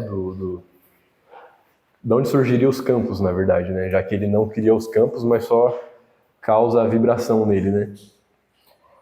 Não, eu falo do campo primordial. Eu acredito que... Eu nunca pensei nos outros. Eu acho que os outros campos poderiam ser criados, mais ou menos, né? Mas criado no sentido de só existir dentro desse universo. Agora, o campo primordial, ele só tem a capacidade de vibrar eles. Ah, tá. Mas aí você acha que o Criador também, o Criador Javé, que fala, ele não criou o primeiro campo primordial? Isso, eu acho que não. Mas igual o Valdir falou no livro de Urântia, toda a energia vem do centro. Não pode vir daqui a energia. Não existe fonte de energia aqui. Entendi. Entendi, faz sentido. Eu acho que a gente pode pensar como se fosse um AutoCAD, né, que para quem não conhece, é um programa utilizado por engenheiros e arquitetos para fazer projetos, um AutoCAD infinito. Então, há vários espíritos ou há vários filhos criadores que tiveram a permissão, que lhes foram concedidos a permissão e a capacidade, o potencial para se criar, eles recebessem ali nesse plano de AutoCAD um determinado espaço para poder alterar e criar o seu próprio projeto. Só que esse AutoCAD todo seria o próprio Deus, entende? E eles receberam a permissão e a potencialidade para poder alterar e criar seu próprio projeto ali. Eles vão usando do campo ali do AutoCAD, né, para criar os projetos, né? Isso. Entendi. Faz sentido, é uma teoria que faz sentido mesmo. E uma pergunta que eu tinha é a respeito da eletricidade, mas isso acho que ninguém sabe responder, porque olha que complexo que é a eletricidade. Você pega o próton, ele é positivo justamente porque ele tem um amp a mais do que o down, certo? E por ter um down a mais ali, ele ficou neutro em carga elétrica. E agora o elétron, que não tem nenhum deles, é negativo. Então, não tem sentido nenhum se o próton é só isso, sabe? Ele é só 3 coisas com forças ali e o outro é exatamente a mesma coisa, só que só mudou o tipo ali. Como que a carga fica 0? E fica 1 ou fica negativo, sabe? Ou fica -1? Então, é tudo muito perfeitamente calculado, não faz, quase que não faz nem sentido. É igual o elétron. O elétron, falam que ele é só composto ele surge do seu próprio campo, né? Ele tem o campo eletromagnético de onde surge o elétron, com a mudança de vibração. Pronto, entendeu? Por que é neutro? Não, por que ele é negativo? Não, mas deve ter uma explicação mais profunda, né? Que eu não fui mais a fundo. Então, mas isso nós escuta da espiritualidade que a eletricidade funciona não só na matéria, né? Ela já vem de outros campos. Então, eu acho que não temos ainda resposta, porque se nós for levar só pela terceira dimensão, nós usamos os 3 aí, né? Agora, vendo de outra dimensão, pode ser que seja 6, ou que seja uma outra coisa que não tem nada a ver, entendeu? Ah, entendi. E aí, daí que vem essa tal da eletricidade, porque não faz o menor sentido. Eu já me matei para estudar essa tal de eletricidade e nada bate, sabe? Não tem uma explicação do elétron, do que ele é formado, o que faz ele ser negativo? Tem, eles colocam no sentido de cargas, né? De distância. Mas é mais o que induz a eletricidade em si e as cargas do que a fonte mesmo, sabe? A fonte não tem uma explicação. Acho que se nós for pegar para chegar na fonte mesmo, já ia cair no vácuo quântico de novo. Que é o vácuo quântico, é o lugar que não tem nada, né? E simplesmente desse nada surgem vibraçõezinhas que duram tipo milésimos, aparecem, mas esse milésimo é o que as forma partículas tudo. virtuais. As partículas virtuais. E talvez daí que surja essa eletricidade. Porque pelo que eu entendi, esse vácuo quântico é o que está causando essas mudanças de vibrações nos outros campos. Se for isso mesmo, é ele mesmo que está causando o elétron, entendeu? Ele que está causando uma mudança de vibração no campo do elétron para que ele exista. Então, mas por que... Peraí, fala de novo. Qual que você falou? O quê? Que está fazendo que ele existir? O vácuo quântico próprio. Ah, tá. Porque falando do campo elétrico, o elétron influencia no campo elétrico, por isso que ele gera uma carga positiva. Por que o próton influencia no campo de elétrons de uma forma negativa, entendeu? Sendo que o próton é formado de outras coisas. Como assim? Tipo assim, quando você vê o bóson de Higgs, faz sentido. O bóson interage com o campo de Higgs justamente porque ele... Falei certo, né? O bóson de Higgs interage. A partícula interage com o campo dele mesmo, sabe? Gerando a resistência do campo que gera massa. Agora, falando do campo elétrico, o que interage com o campo elétrico é a eletricidade, que vem do elétron. A partícula é elétron. E o próton e o nêutron? Por que ele interage no campo elétrico, entendeu? Eletromagnético ainda. Então, mas justamente por causa disso, por causa do campo eletromagnético, Por quê? que gera o diferencial de potencial entre duas partículas cria essa atração ou repelência? É porque é isso, todos os campos estão interligados, sabe? Todos os campos estão no mesmo lugar, sabe? É isso que é o difícil para nós, na terceira dimensão, entender, né? Mas é como se fosse que o próton, quando ele existe, ele já está interagindo com o campo eletromagnético, da mesma força que ele já está interagindo com o campo gravitacional, por ter uma massa. Entendeu? Tem certas, é o que eu falei aquela hora, tem certas características, sabe, para cada campo. Então, por exemplo, o elétron tem massa. Já que ele tem massa, significa que ele interfere, que ele está interagindo com o campo gravitacional, né? Agora ele tem uma carga elétrica. Por que ele tem carga elétrica? Porque ele está interagindo com o campo, com o campo eletromagnético. Entendi. É como se fosse que eles existem tudo no mesmo lugar. Então, em tese, uma partícula ela pode interferir em mais de um campo, né? Não precisa necessariamente interferir só no próprio campo dela. Se não, é isso. O quarks, por exemplo, interage com 3 campos. O quark ele tem massa, então ele interage com o gravitacional, tem carga elétrica, então ele interage com o campo eletromagnético, e tem cor, né? Então ele interage com a força forte também. Sim. Que também é um campo? Que também interage com o bóson de Higgs, né? Entendi. Então faz sentido. Se o quark tem uma energia, é possível que ali, elas se somam e chegam numa resultante. Essa resultante vai interagir num campo ou somando, ou subtraindo, ou ficando neutra. Faz sentido. Isso, exatamente. Entendi. Agora, só mais uma prova lá do complicado que é, a perfeição, é que por que na sopa de quarks lá no começo, né, do universo,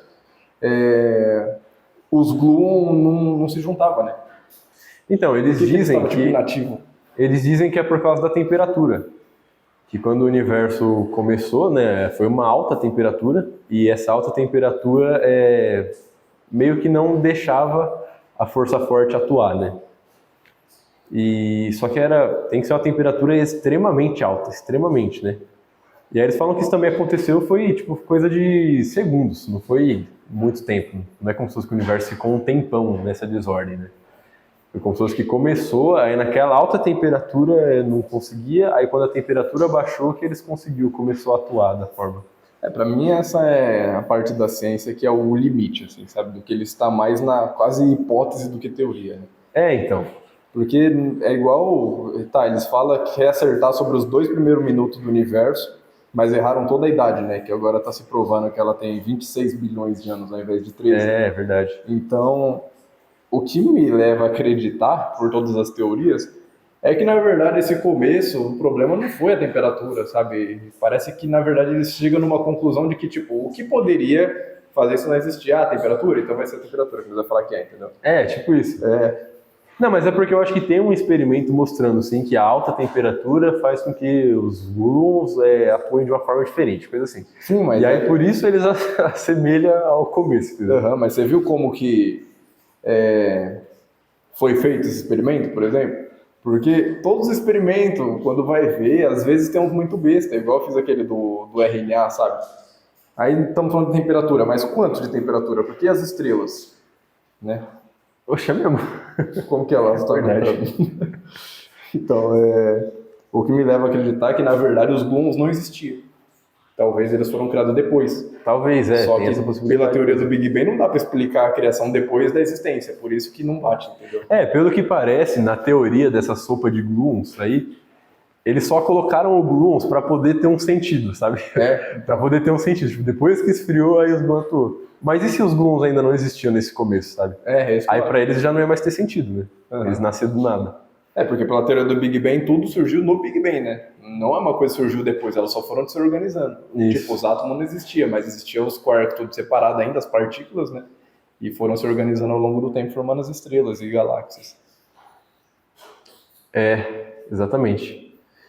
E eu ia falar isso dos gluons também.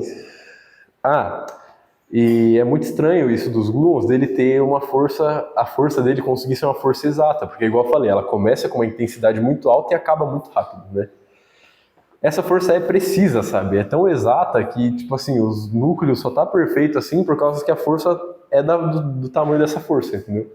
Se fosse um pouco mais fraca, aí pronto, os prótons já não ia conseguir se agrupar com esses outros, sabe? Então não faz sentido, de repente, só porque o universo resfriou, pronto, os gluons tá perfeito. É outra coisa que não faz sentido, sabe? Foi extremamente programado. Você percebe uma programação muito forte nisso. É muito perfeito. Não, muito perfeita não. Muito complexo. Não, mas é quase perfeito mesmo a ordem que colocaram depois, né? Só colocaram depois, mas ficou perfeito, entre aspas, né? Uma cópia da perfeição, vai. A cópia. Só um comentário também do comentário que você fez da antimatéria e da matéria no começo. Do que eu entendo, pelo livro O Campo, é o Campo, né, que você tinha me passado uma vez, quando foi gerado a matéria e a antimatéria, alguém precisava colapsar para que existisse mais matéria do que antimatéria. Então, o que aconteceu com a antimatéria, imagina que essa aqui é a matéria e essa é a antimatéria. A antimatéria se anulou. Se anulou, assim, imagina 3 aqui, se anulou com esses aqui, sobrou só a matéria, entendeu? Então, no caso, a antimatéria não sobrou mesmo, não é que não tinha... Ela foi Entendi, mas vamos pensar então que no começo surgiu o mesmo tanto de matéria, essas quatro é matéria, e o mesmo tanto de antimatéria. É isso. Aí sobrou uma parte. Alguém segurou uma parte. Entendeu? Ainda ficou uma parte aqui, ó. A porcentagem não tá batendo. Se alguém segurou 5% de matéria, quer dizer que ainda tem 5% de antimatéria que não foi. Você acha que foi segurada, tipo isso? Como se fosse que foi separada, sabe? Não, entendi. É porque eu tô pensando do ponto de que criaram mais matéria. E você tá falando do ponto de que entendi. Seguraram a antimatéria. Não, eu não acho que criaram mais, sentido, não. Na hora que ele falou, eu também pensei nesse sentido, de ter criado equalizado, mas aí, como se manteve uma, a outra também teria que se manter, porque senão o que ia fazer? Jogar no lixo? Então. Exatamente. Foi se jogar no lixo. Porque é a única explicação que pode bater com um pouco com a mitologia, né? do universo da antimatéria. Nossa, não tinha pensado nisso. É como se fosse que o criador que segurou a antimatéria fez com que surgissem dois universos, né, ligados, só que sem se colidirem, né? Caramba. Um de matéria e um de antimatéria. Daria pra dizer que a antimatéria é menor do que a matéria, né? Porque tecnicamente... não sei se é menor. Não, eu falei que daria, tipo, não dá pra ter certeza não. Menor em que sentido? Como assim? Não dá pra ter certeza mesmo, porque não dá pra você saber quanto que ele segurou. Então, Porque se ele exatamente. segurou, dá pra deixar quase tipo do mesmo tamanho também. Porque tem 50% de matéria e 50% de anti. Se ele segurou 5% só de matéria, significa que ele também tem que segurar 5% de antimatéria, entendeu? Eu acho que é a mesma proporção. Entendi. Né? E como que, por exemplo, os cientistas conseguem perceber a existência da antimatéria, sendo que ela, ao interagir com a matéria, ela se dissolve? Você sabe explicar mais ou menos Então, isso? porque já foi encontrado, existe antimatéria aqui no nosso universo ainda, né? Por mais que ela Só que é coisa rara demais, sabe? Eu não lembro como que foi encontrado, mas eles encontraram alguma coisa aí pelo universo que tinha antimatéria. E aí pronto, só isso, sabe? Tipo, como se fosse que de todo o universo eles encontraram, sei lá, 2% de antimatéria. Do 100% de matéria que a gente tem, é tipo isso de antimatéria que tem aqui, entendeu? Bem menos. Menos, é muito pouco. É só por isso que sabem que existe, entendeu? Porque aí eles falam que, no momento da criação, surgiu todas as suas partículas e suas antipartículas, né? Então, se surgiu o elétron, também surgiu o antielétron. Se surgiu o quark, surgiu o antiquark. Próton, antipróton, né? Aí pronto, mas tipo, saber o que aconteceu, eles não sabem o que aconteceu com essa antimatéria que desapareceu, tipo, realmente não sabe, simplesmente eles falam mesmo, ninguém sabe o que aconteceu. E aí eles estão tentando criar teorias ainda, entendeu? Não tem nem muita teoria sobre o que aconteceu com essa antimatéria. Nós só sabemos que existe por causa desse pouquinho que foi encontrado. Entendi. É muito estranho esse negócio da antimatéria. Eu sei que tem um aparelho médico que usa antipróton, se não me engano, ou antielétron, como que é? Bom, não lembro a partícula agora, se é antipróton ou se é antielétron, que seria o positron, né? Para poder fazer, tipo, como se fosse uma tomografia, você sabe qual que é o nome? Então, em tese, essa máquina, se ela for utilizada com constância, ela deve causar problema de saúde, né? Eu E acho que sim. se ela dissolve a matéria que ela entra em contato, nem espero que você saiba dessa resposta, porque é alguma coisa bem complexa, assim. Mas, por exemplo, o próprio raio-x causa danos para nós, né, devido à radioatividade, porque quando ele atravessa a gente, ele acaba arrancando uma parte de material junto, né? Porque ele tem muita energia, então Perigo, né? é muito louco, né? Não sei se. Agora uma pergunta que já é mais da outras. De quando eles acreditavam de coisa um pouco diferente.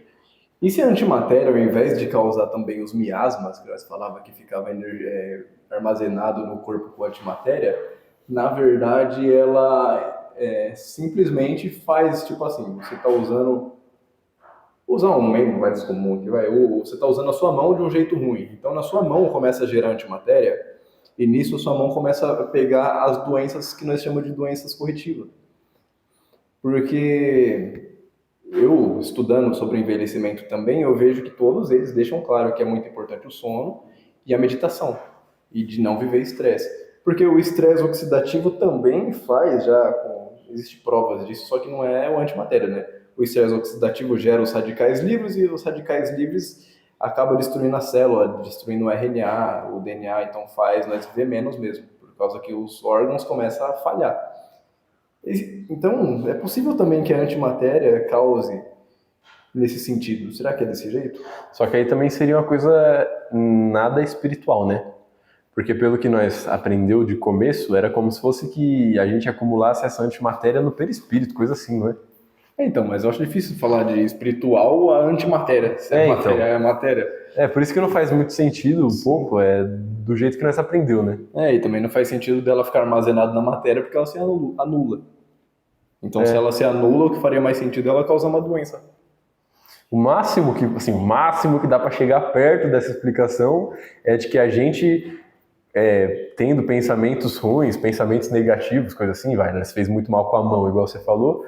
Aí essa vibração do pensamento, né, do sentimento de coisa ruim, começasse a trazer alteração na nossa matéria da mão, né? Isso. Só que aí seria só nesse físico. Depois, tipo, em outra encarnação eu já não teria mais essa mesma antimatéria acumulada ali na mão.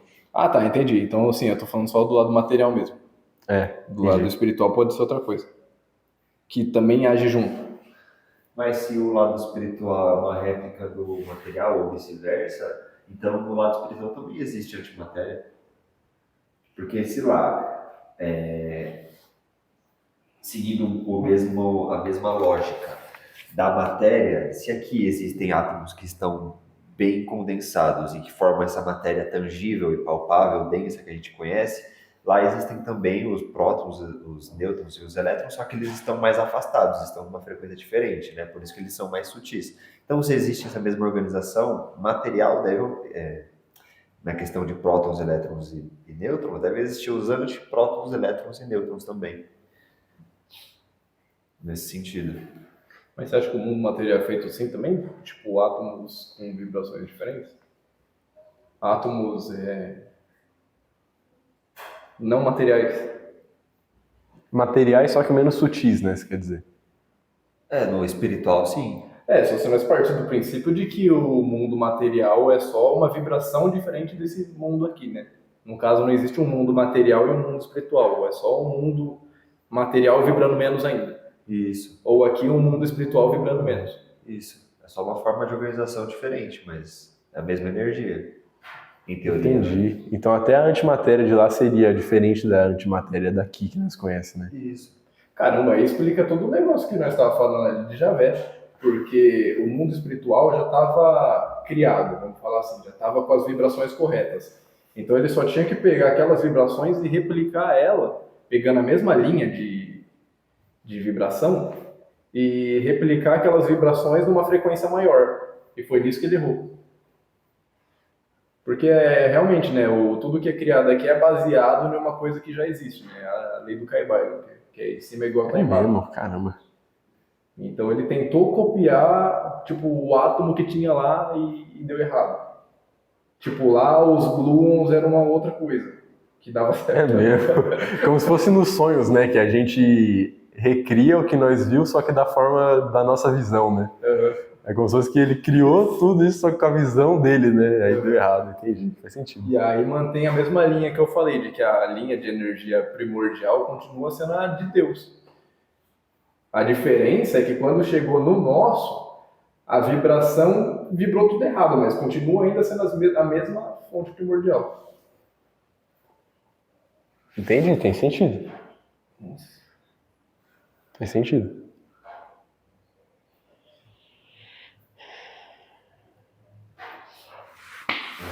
Tem que refletir. Agora é pensar por 10 anos. Sempre que a gente tenta correlacionar os estudos de espiritualidade com a parte da matéria, né, da quântica, é uma coisa complexa, né, de se conseguir convergir esses dois assuntos. A gente vê que bate muita coisa, mas tem muita coisa que ainda fica sem resposta, até porque, se for depender dos cientistas atuais que são materialistas, a gente não vai ter viés nenhum para conseguir dar, como que eu posso dizer, sustentação para essas nossas teorias, né? Porque para eles tudo isso que a gente está falando é loucura. Uhum. E por um bom tempo ainda vai ser. E até mesmo para algumas pessoas que vão assistir, vão achar que é loucura isso. E a gente tá tudo bem, porque o nosso intuito realmente não é impor que isso é verdade, sabe? É só uma tentativa de tentar de se aproximar um pouco mais daquilo que faça sentido, sabe? Porque a gente percebe que tem muita incompatibilidade, tem muita incoerência, muita incongruência. Então, quando a gente faz essas teorias aqui, traz essa forma de apresentação, é uma tentativa de quebrar um pouco, de diminuir essas incoerências que se tem nessas teorias puramente materialistas, sabe? Uhum. Eu acho que é isso que faz o filósofo, porque se você pensar em Sócrates, ele usava... Sócrates não, mas Aristóteles foi mais cientista, né? Ele usava o que ele tinha de conhecimento científico na época para tentar chegar no mais avançado possível, que fazia sentido com a verdade. E óbvio que não chegou nem perto. É a mesma coisa nós estamos aqui com a nossa ciência atual e talvez não está chegando nem perto ainda, mas estamos tentando. A diferença é que tem pessoas que tentam e as que não tentam. As que tentam são os filósofos. Mas mesmo assim, através da física, ou de qualquer outro estudo, é muito difícil, sabe? Porque é igual eu ouvi um professor aí, famoso aí, falando uma vez, que você percebe que tem brigas até dentro da comunidade científica, sabe? Tipo, o cara que estuda mecânica quântica às vezes não concorda com o da física, né? Porque, para eles a física, sei lá, tá aplicada a alguma coisa de forma diferente, né? Aí, da mesma coisa, não, sei lá, sabe? Sempre tem essas incongruências, sabe? Entre dois estudos, né? Aí esse professor falou, os físicos só vão chegar numa verdade absoluta do universo quando todos os físicos estiverem formados em projeção astral. Aí sim, porque eles vão começar a ver que esse universo não é um universo só físico, sabe? Ele também é um universo psicológico, é um universo químico, tudo, sabe? Para chegar na verdade absoluta, tem que estudar tudo, sabe? Não vai chegar numa verdade estudando só um campo da ciência, sabe? E outra, esses campos que nós conhecemos, né, campo da ciência, esses campos assim, os campos que nós criou, sabe? Imagina quantos outros campos de estudo não tem pelo universo que nós nem chegou a conhecer ainda, sabe? Então tentar chegar numa verdade absoluta só com um estudo assim ainda é muito difícil. Então, porque assim, a ciência é o estudo dos fenômenos, né? Então, se a gente levar em conta esse conceito, a gente vê que a ciência que a gente tem hoje, que é a ciência oficial, digamos assim, ela não está estudando todos os fenômenos, né? Ela está deixando passar muitos fenômenos assim, para poder dar viés para aquilo que eles querem dar como existente. Então, igual você falou, eles não levam em conta a questão psicológica, eles não levam em conta esse fenômeno, não levam em conta a questão espiritual, principalmente. Filosófica, espiritual, religiosa. Tipo assim, por que eles não se perguntam por que as pessoas têm tanta tendência a acreditar em Deus? Sabe? Por que a ciência não estuda isso? Alguns psicólogos estudam e tentam dar respostas do porquê que as humanidades desenvolvem religiões e desde muito antigamente as pessoas precisam da ideia de um ser superior que criou tudo isso aqui, sabe? De uma inteligência universal. Mas eles simplesmente ignoram, sabe? Isso que acaba prejudicando tanto a evolução da ciência, né? Então, muito provavelmente. Só que o problema é que eu acredito que quase toda pessoa que vive nesse planeta já passou algum dia por uma experiência extrafísica, metafísica, extrasensorial. Só que as pessoas simplesmente ignoram, sabe? Tenta, de alguma forma... burlar propriamente, né? Então, elas se dão desculpas, criam aquela... Como que é? Uma justificativa material, de alguma forma, fala que é alucinação, fala que é loucura, mas nunca tenta buscar uma verdadeira resposta, né? Então, e outra, se a ciência estuda o fenômeno, a religião, de certa forma, também é uma ciência, porque ela tenta estudar os fenômenos, entender as causas desses fenômenos. Sim, o problema é que ela justifica tudo como sendo Deus, né? Então, as duas deveriam se unir, né? Eu acho que a gente está no caminho disso. Mas... Parece que todos os caminhos de estudo têm aquele viés de querer estar certo, sabe? Tipo, quem estuda religião estuda porque quer estar certo dentro daquilo, dentro daquela linha de estudo. Aí também quem estuda, sei lá, física, quer estar certo dentro daquela linha de estudo. Aí normalmente quem estuda física prefere acreditar que o mundo é só materialista. Então eles estudam com o intuito de achar uma prova de que é tudo material, sabe? Por isso que você não se aprofunda muito, aí você chega só na conclusão de que é material. Só que quando você se aprofunda mesmo, sem viés, sabe? Aí não tem como. Tá as provas aí, sabe? E eu acho que é assim com todos os campos, sabe? Até o religioso, se você for pegar para estudar querendo provar que você tá certo, aí você vai achar ali as provas, sabe? De que, eu tô certo. Agora você vai ver a fundo, tipo, as mitologias, né? Nossa, é muita coisa assim, que se for ver sem viés, bate com tudo, sabe? Bate com todos os outros campos de estudo, né? Acho que isso que é o importante, o mais importante, quebrar toda essa diferença, né? Não só religiosa, né? Normalmente as pessoas pensam que aquela que separa as pessoas é a religião, né? Só que não é só a religião, né? Tem todos os campos praticamente divide as pessoas. Isso é muito triste, né? Sim, é o que você falou, Gê. Se eu for estudar uma coisa buscando apenas comprovar aquilo que eu já acredito, eu vou cada vez mais reforçar essa crença, sabe? Isso. Eu vou ir apenas atrás dos estudos que me comprovam que aquilo que eu acredito é a verdade absoluta, Uhum. sabe? E a pessoa ela não se dá a oportunidade de tentar aprender algo além daquilo mesmo que ela acredita, sabe? É simplesmente uma tentativa de cada vez mais fortalecer aquele viés de confirmação. É. Por isso que hoje o começo da palestra foi justamente com a parte de Jesus. Foi rápido, né, o evangelho, mas foi para resumir já a palestra inteira. Que é quando ele fala: busqueis a verdade e a verdade vos libertará. Esse é o resumo dessa palestra hoje, com vários estudos assim. Mas o que que nos liberta? Não tô falando. Mas o que que nos liberta é saber essa verdade que você trouxe. Das falhas universais, de que o Criador não é o verdadeiro, sabe? O Deus, o que se apresentou naqueles tempos como o verdadeiro e falou: se você não seguir isso, vai ser punido no fogo do inferno, sabe?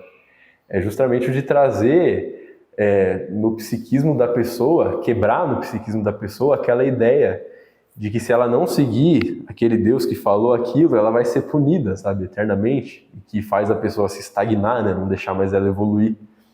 Porque se ela vê que o universo não é perfeito da forma que ela imaginava, ela começa a se refletir, sabe?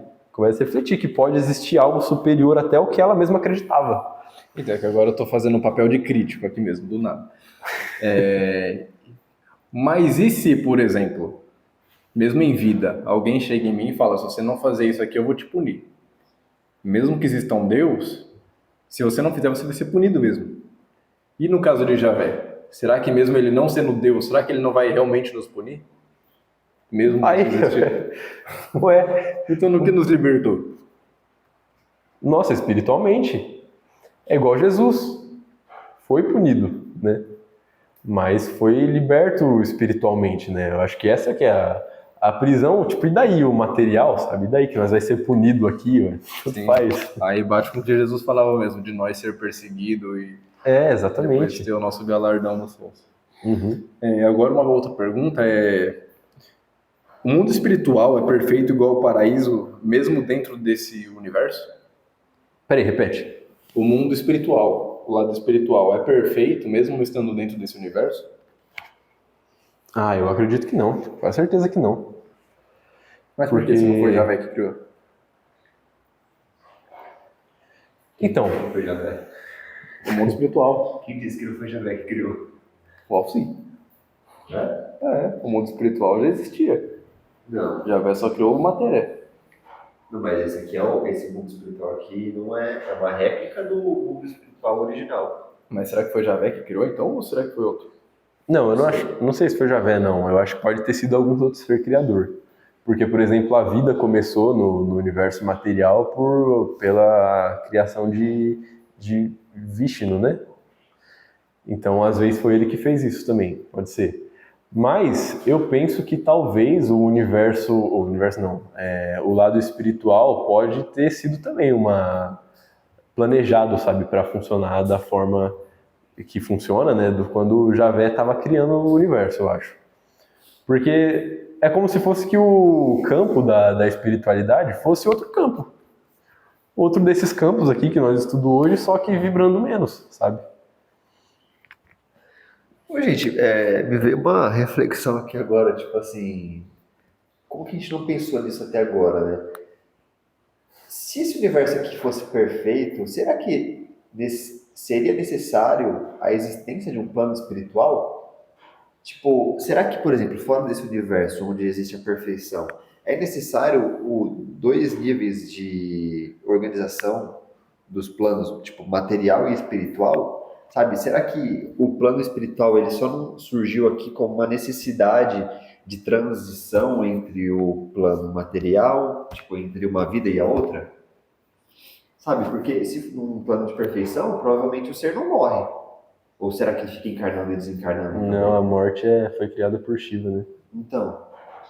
Então, provavelmente, o plano espiritual ele foi criado como uma ferramenta, né? Eu acho que ele foi uma coisa meio que surgiu com uma necessidade desse plano aqui, sabe? Foi necessário incluir ele com uma medida meio que de urgência, de emergência, assim, para os seres que estão. verdade, Ou, na verdade, faz aquele sentido. lá fosse verdadeiro e esse daqui fosse transitório. Uhum. Não sei. Eu também acho, porque isso bate com a teoria de Capela ter sido os primeiros em tudo, sabe? Não só os primeiros da Terra, mas também os primeiros do mundo espiritual. Por isso que a teoria dos astronautas, agora vendo pelo lado de vista de Capela, o Hélio falava que eles se tornaram os líderes do lado de lá também, lembra?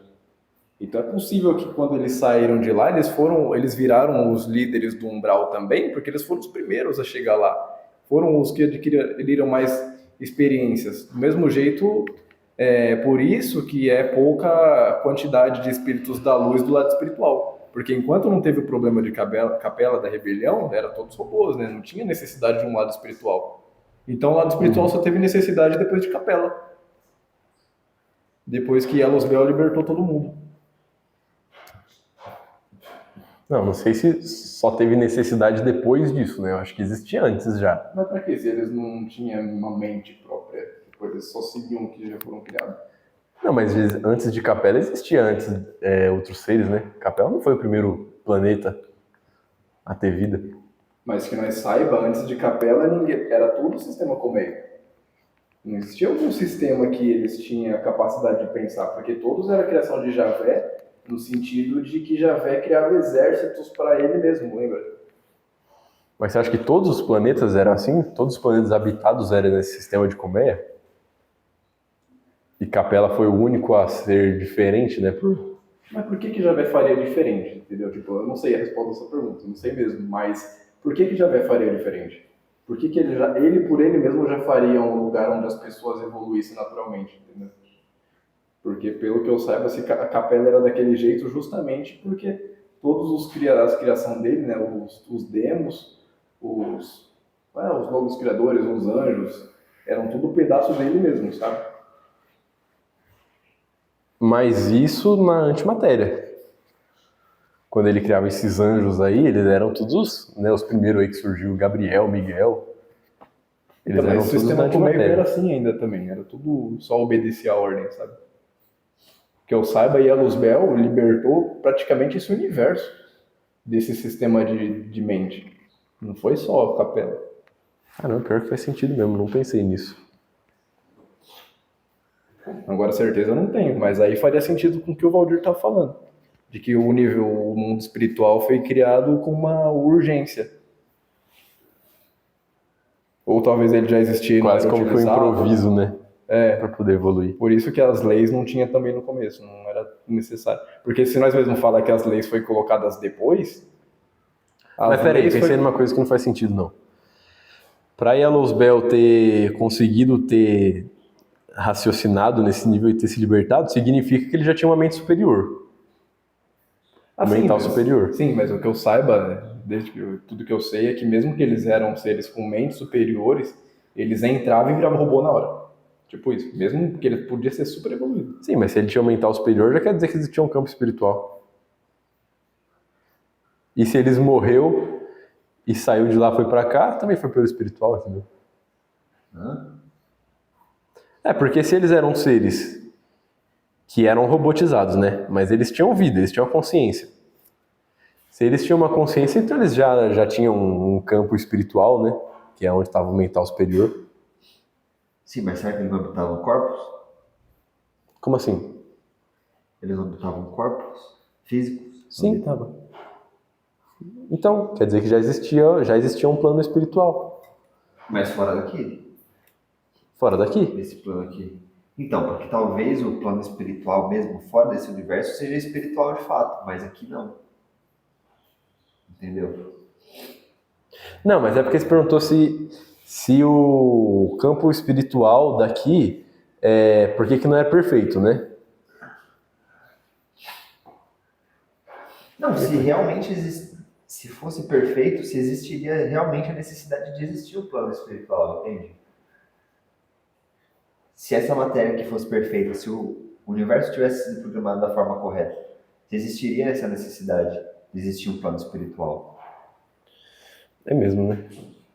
Que acho que eles só entrariam como ser espiritual, normal, de luz, né? Igual entra. Só que ficaria só nisso, né? Não criaria o mental inferior, né? Que, por exemplo, o Cristo cósmico, ele veio como um corpo. Aqui ele está em corpo, ele não está em espírito. Uhum. Mesmo assim, ele tem todos os poderes, tem toda aquela capacidade que a gente não pode nem mensurar com palavras aqui para criar e destruir mundos, né? Então, me veio esse questionamento, se é de fato necessário a existência de do plano espiritual, ou se ele foi criado como uma ferramenta de emergência. Entendi. Caramba, velho, que pergunta. Porque assim, se nós imaginar pelo livro de Urântia, existe o centro e os universos. Mas os universos que nós falamos são criações materiais, né? Não fala nada de criação espiritual, né? Não. Não, mas será que... Nossa, mas aí também já é doideira, né? Será que criar um universo significaria que ele tem que ser material mesmo? Porque se quando o Javé criou esse universo e os correto, né, era esse universo ter sido anulado por causa da criação da matéria e da antimatéria, e aí ele teve que segurar uma porcentagem para poder existir, é quase como se a própria matéria já fosse um erro, sabe? Por quê? Talvez os outros universos, as matérias dos outros universos não seja matéria igual essa, entendeu? Porque a nossa matéria, você já percebe uma falha nela, né? Se ela colidir com a antimatéria, as duas se anulam. Sim. Mas, quando o universo foi criado a mesma porcentagem de matéria e de antimatéria. Então isso já foi um erro, já, porque era para o universo ter sido anulado, né, com esse erro. É que no caso ele criou primeiro esse universo antimaterial, e aí quando ele caiu, ele precisou criar o universo antimaterial para ele habitar lá. É, mas vamos pensar nessa parte da ciência, que no Big Bang já nasceu os mesmo tanto, né? Mesma proporção de matéria e de antimatéria. E aí ele teve que separar certas partes para poder continuar existindo. E aí ele passou a viver no da antimatéria, né? Sim. Já parece um erro aí, sabe? Não, então, eu acho que esse resquício aí foi o que ele usou de antimatéria, foi o que ele criou para usou para criar o Brahmaloka. Uhum. Entendeu? Não, eu também acho. Mas e se talvez... Porque, tipo, ele só usou, ele só criou o Brahmaloka para ele poder sobreviver, né? Não foi proposital. Não foi proposital. Não, sim. Então isso já foi um erro. Então quer dizer que nos outros universos, os perfeitos, eles não sejam criados assim. Eu acredito que não tem um universo paralelo. Talvez a matéria, a densidade dos outros universos não seja nem um pouco igual a essa, sabe? Talvez seja uma densidade tão mais fluídica que quase que seja um universo espiritual, da forma espiritual que nós entendemos, sabe?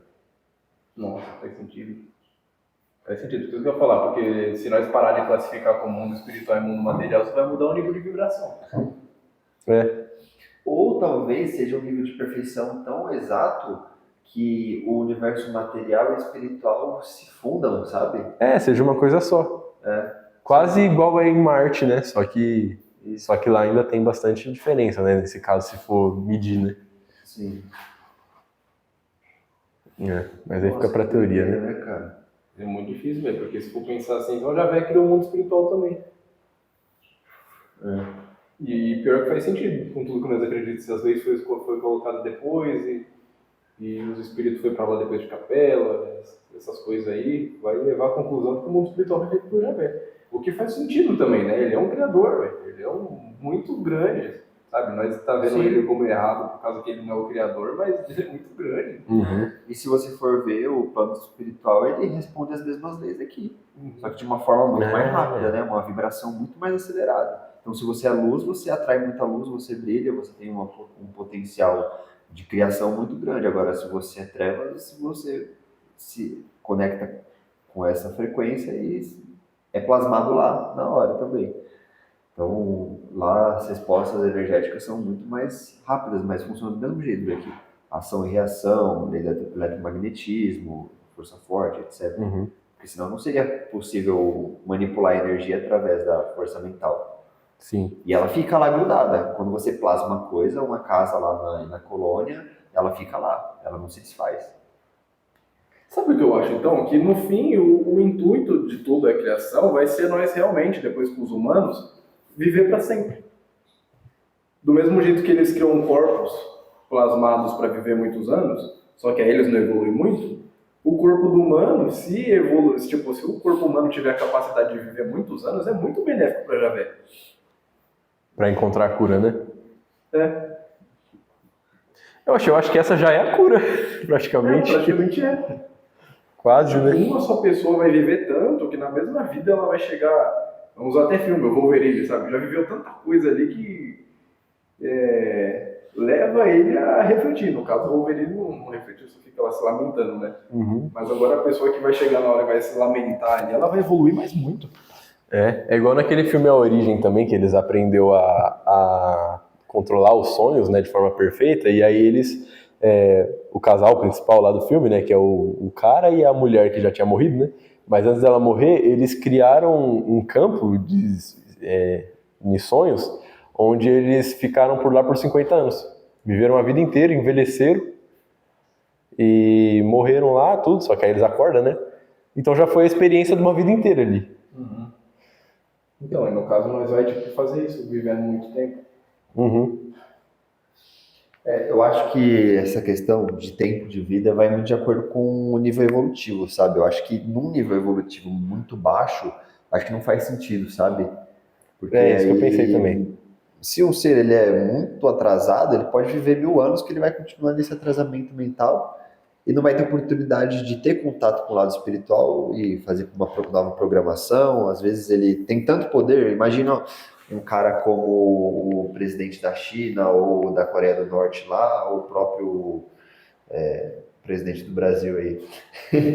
Se esses caras fossem imortais, eles seriam, não, ou vivessem 1000 anos, eles viveriam os 1000 anos sendo quem eles são, sabe? Provavelmente, porque eles iam viver imersos no poder. Agora, quando você tira ele, leva para a dimensão espiritual e depois traz de novo numa nova situação encarnatória, aí você dá a possibilidade para ele aprender, viver de uma forma diferente e refletir sobre aquilo que ele está vivendo, as dificuldades.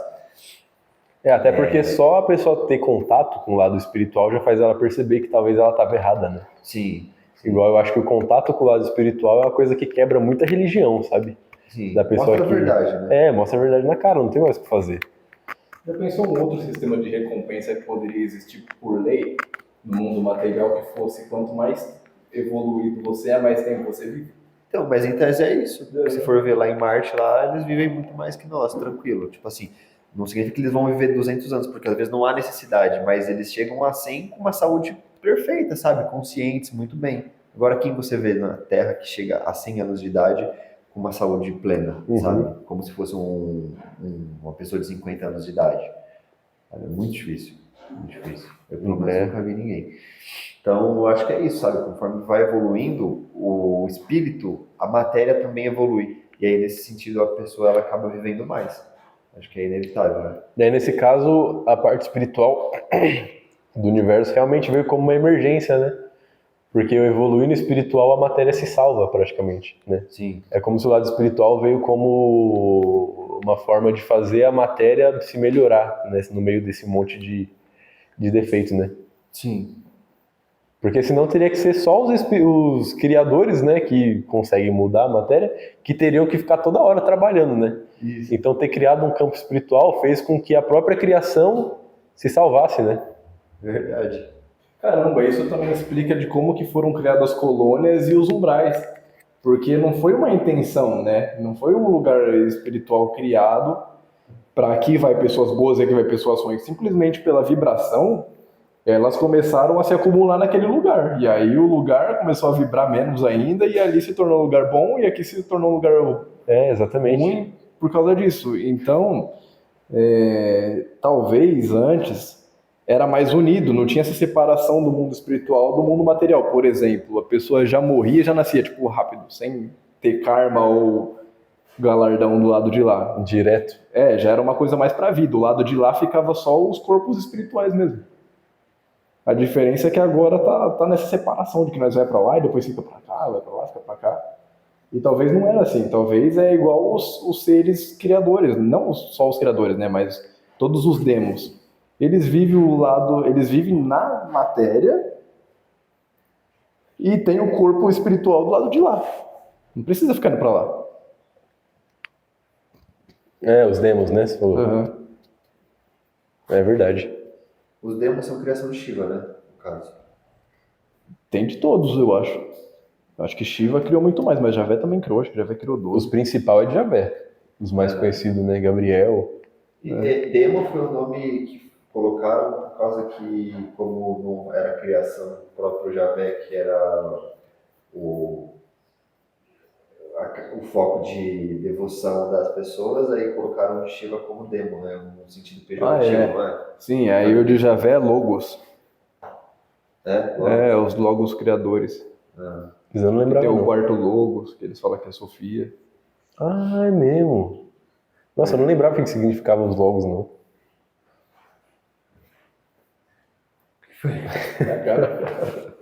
E aí tem o biodemo também, né? Que eu acho Os que biodemos que interagem tanto com a matéria quanto com a matéria, né? que eu acho que foi justamente aquele corpo melhorado que Shiva criou, né? Quando Javé destruiu o corpo dele. Foi uma briga lá, não é? Foi Javé que destruiu o corpo dele? Foi. É verdade. Bom, acho que é isso. Eu quero estar muito fundo desse assunto aí. E só voltando ao assunto, então, eu acho que, só para complementar, a conclusão de que nós temos é que todos os criadores não criam nada, eles só organizam uma coisa que já existia, que era do Pai. E agora também existe criadores dentro da criação, que seria, por exemplo, os seres de fora que veio e modificaram, né? No caso, eles não criaram, eles modificaram de novo a criação de Javé, o que leva à criação dos humanos, né? Que é só uma modificação longa. Nós não levamos em consideração que foi só Javé, foi vários seres mexendo na criação até chegar nos pontos. E outra conclusão também é de que conhecer as verdades últimas do universo é um trabalho assim de estudar vários campos da ciência, né? Não só estudar um campo achando que vai já entender tudo, né? Até porque todos os campos são válidos, né? Tanto psicológico, espiritual, religioso e tudo, né? Tudo leva a uma conclusão última. E acho que é isso, gente. Eu acho que é isso. Mais uma pergunta? Não? Então chegamos ao fim. Agora vamos começar uma sequência de respiração para fazer a última oração. Essa é no meio também, né?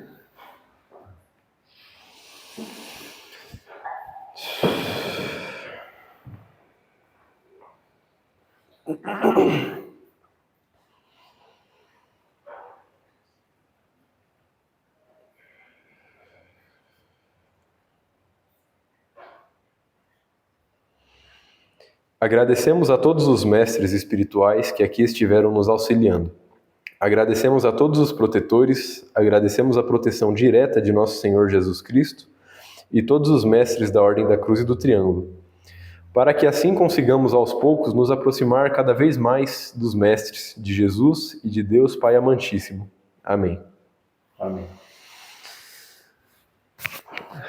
É isso, gente. Queria então já agradecer a todos que estiveram aqui presentes, tanto no YouTube quanto aqui presencialmente, a você, Dani, pelas reflexões, Valdir também pelas reflexões, e a todos os mestres que estiveram aqui auxiliando a gente.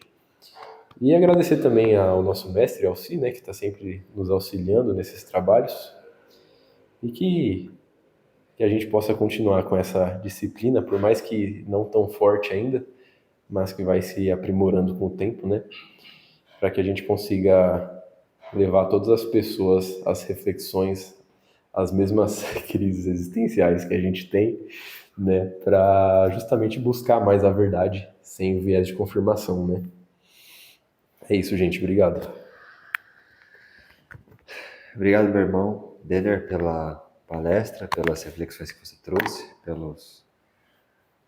pela forma como você soube apresentar um conteúdo tão complexo assim, né? Quando a gente fala sobre mecânica quântica, tem muitos termos que é difícil de entender, mas você conseguiu trazer de uma forma bem esclarecida, então fico muito feliz por isso. Obrigado. E com certeza vai servir de alimento para muitas pessoas se questionarem sobre aquilo que elas sempre acreditaram, né? Sobre todas aquelas fundamentações religiosas que vêm sendo impostas sobre a humanidade. Queria agradecer também ao Daniel pelas reflexões, pelos complementos, pelas conclusões e agradecer a toda a espiritualidade que vem nos acompanhando nesses trabalhos, nos dando auxílio, orientação, proteção, nos intuindo conforme necessário, fazendo a limpeza do ambiente, das nossas auras. Agradecer ao mestre Ramatiz por todo o conhecimento, por de alguma forma nós podermos ter chegado a ele e hoje sermos, digamos assim, protótipos de membros da Ordem da Cruz do Triângulo, né? Nós somos universalistas à luz da Ordem da Cruz do Triângulo e, de fato, nosso objetivo em algum momento sermos dignos e fazermos jus à disciplina da Ordem da Cruz do Triângulo. E assim nos aproximarmos cada vez mais do Divino Mestre Jesus e de Deus. Esse, fora de dúvida, é o nosso maior objetivo, nos aproximar mais do Pai e Mãe Amantíssimo e fazer com que as pessoas que nos assistem se aproximar também. Bom, primeiro, obrigado, Denim, pela palestra. Vejo muita dedicação, acho que foram 8 páginas ou coisa assim, então parabéns. Obrigado. Agradeço ao Valdir também pelas dúvidas. Eu acho dúvidas e argumentos. Eu acho muito legal essa nossa conexão que nós temos três, porque algumas perguntas é muito complexa, mas nós três conseguimos se entender. Eu acho muito legal isso. E agradeço aos mestres, agradeço aos espíritos que participaram. Eu quero pedir até desculpa para os espíritos caso nós tenha falado de algum jeito que afete a religião de vocês, alguma coisa assim. E também desculpas por dúvidas que talvez trouxeram mais confusões mentais do que respostas. Mas eu queria que sirva de exemplo de que nós somos pessoas que não têm verdades absolutas. Então, mesmo que nós acredite com toda certeza no dia a dia, chega na reunião, vem a dúvida, nós vamos fazer a dúvida. Não vamos usar viés, não, né? Talvez traga uma confusão, mas nós traga essa confusão para que seja resolvida, ou hoje, ou futuramente. Essa é a intenção. É isso. Obrigado a todos. Abraço coletivo. Eu vou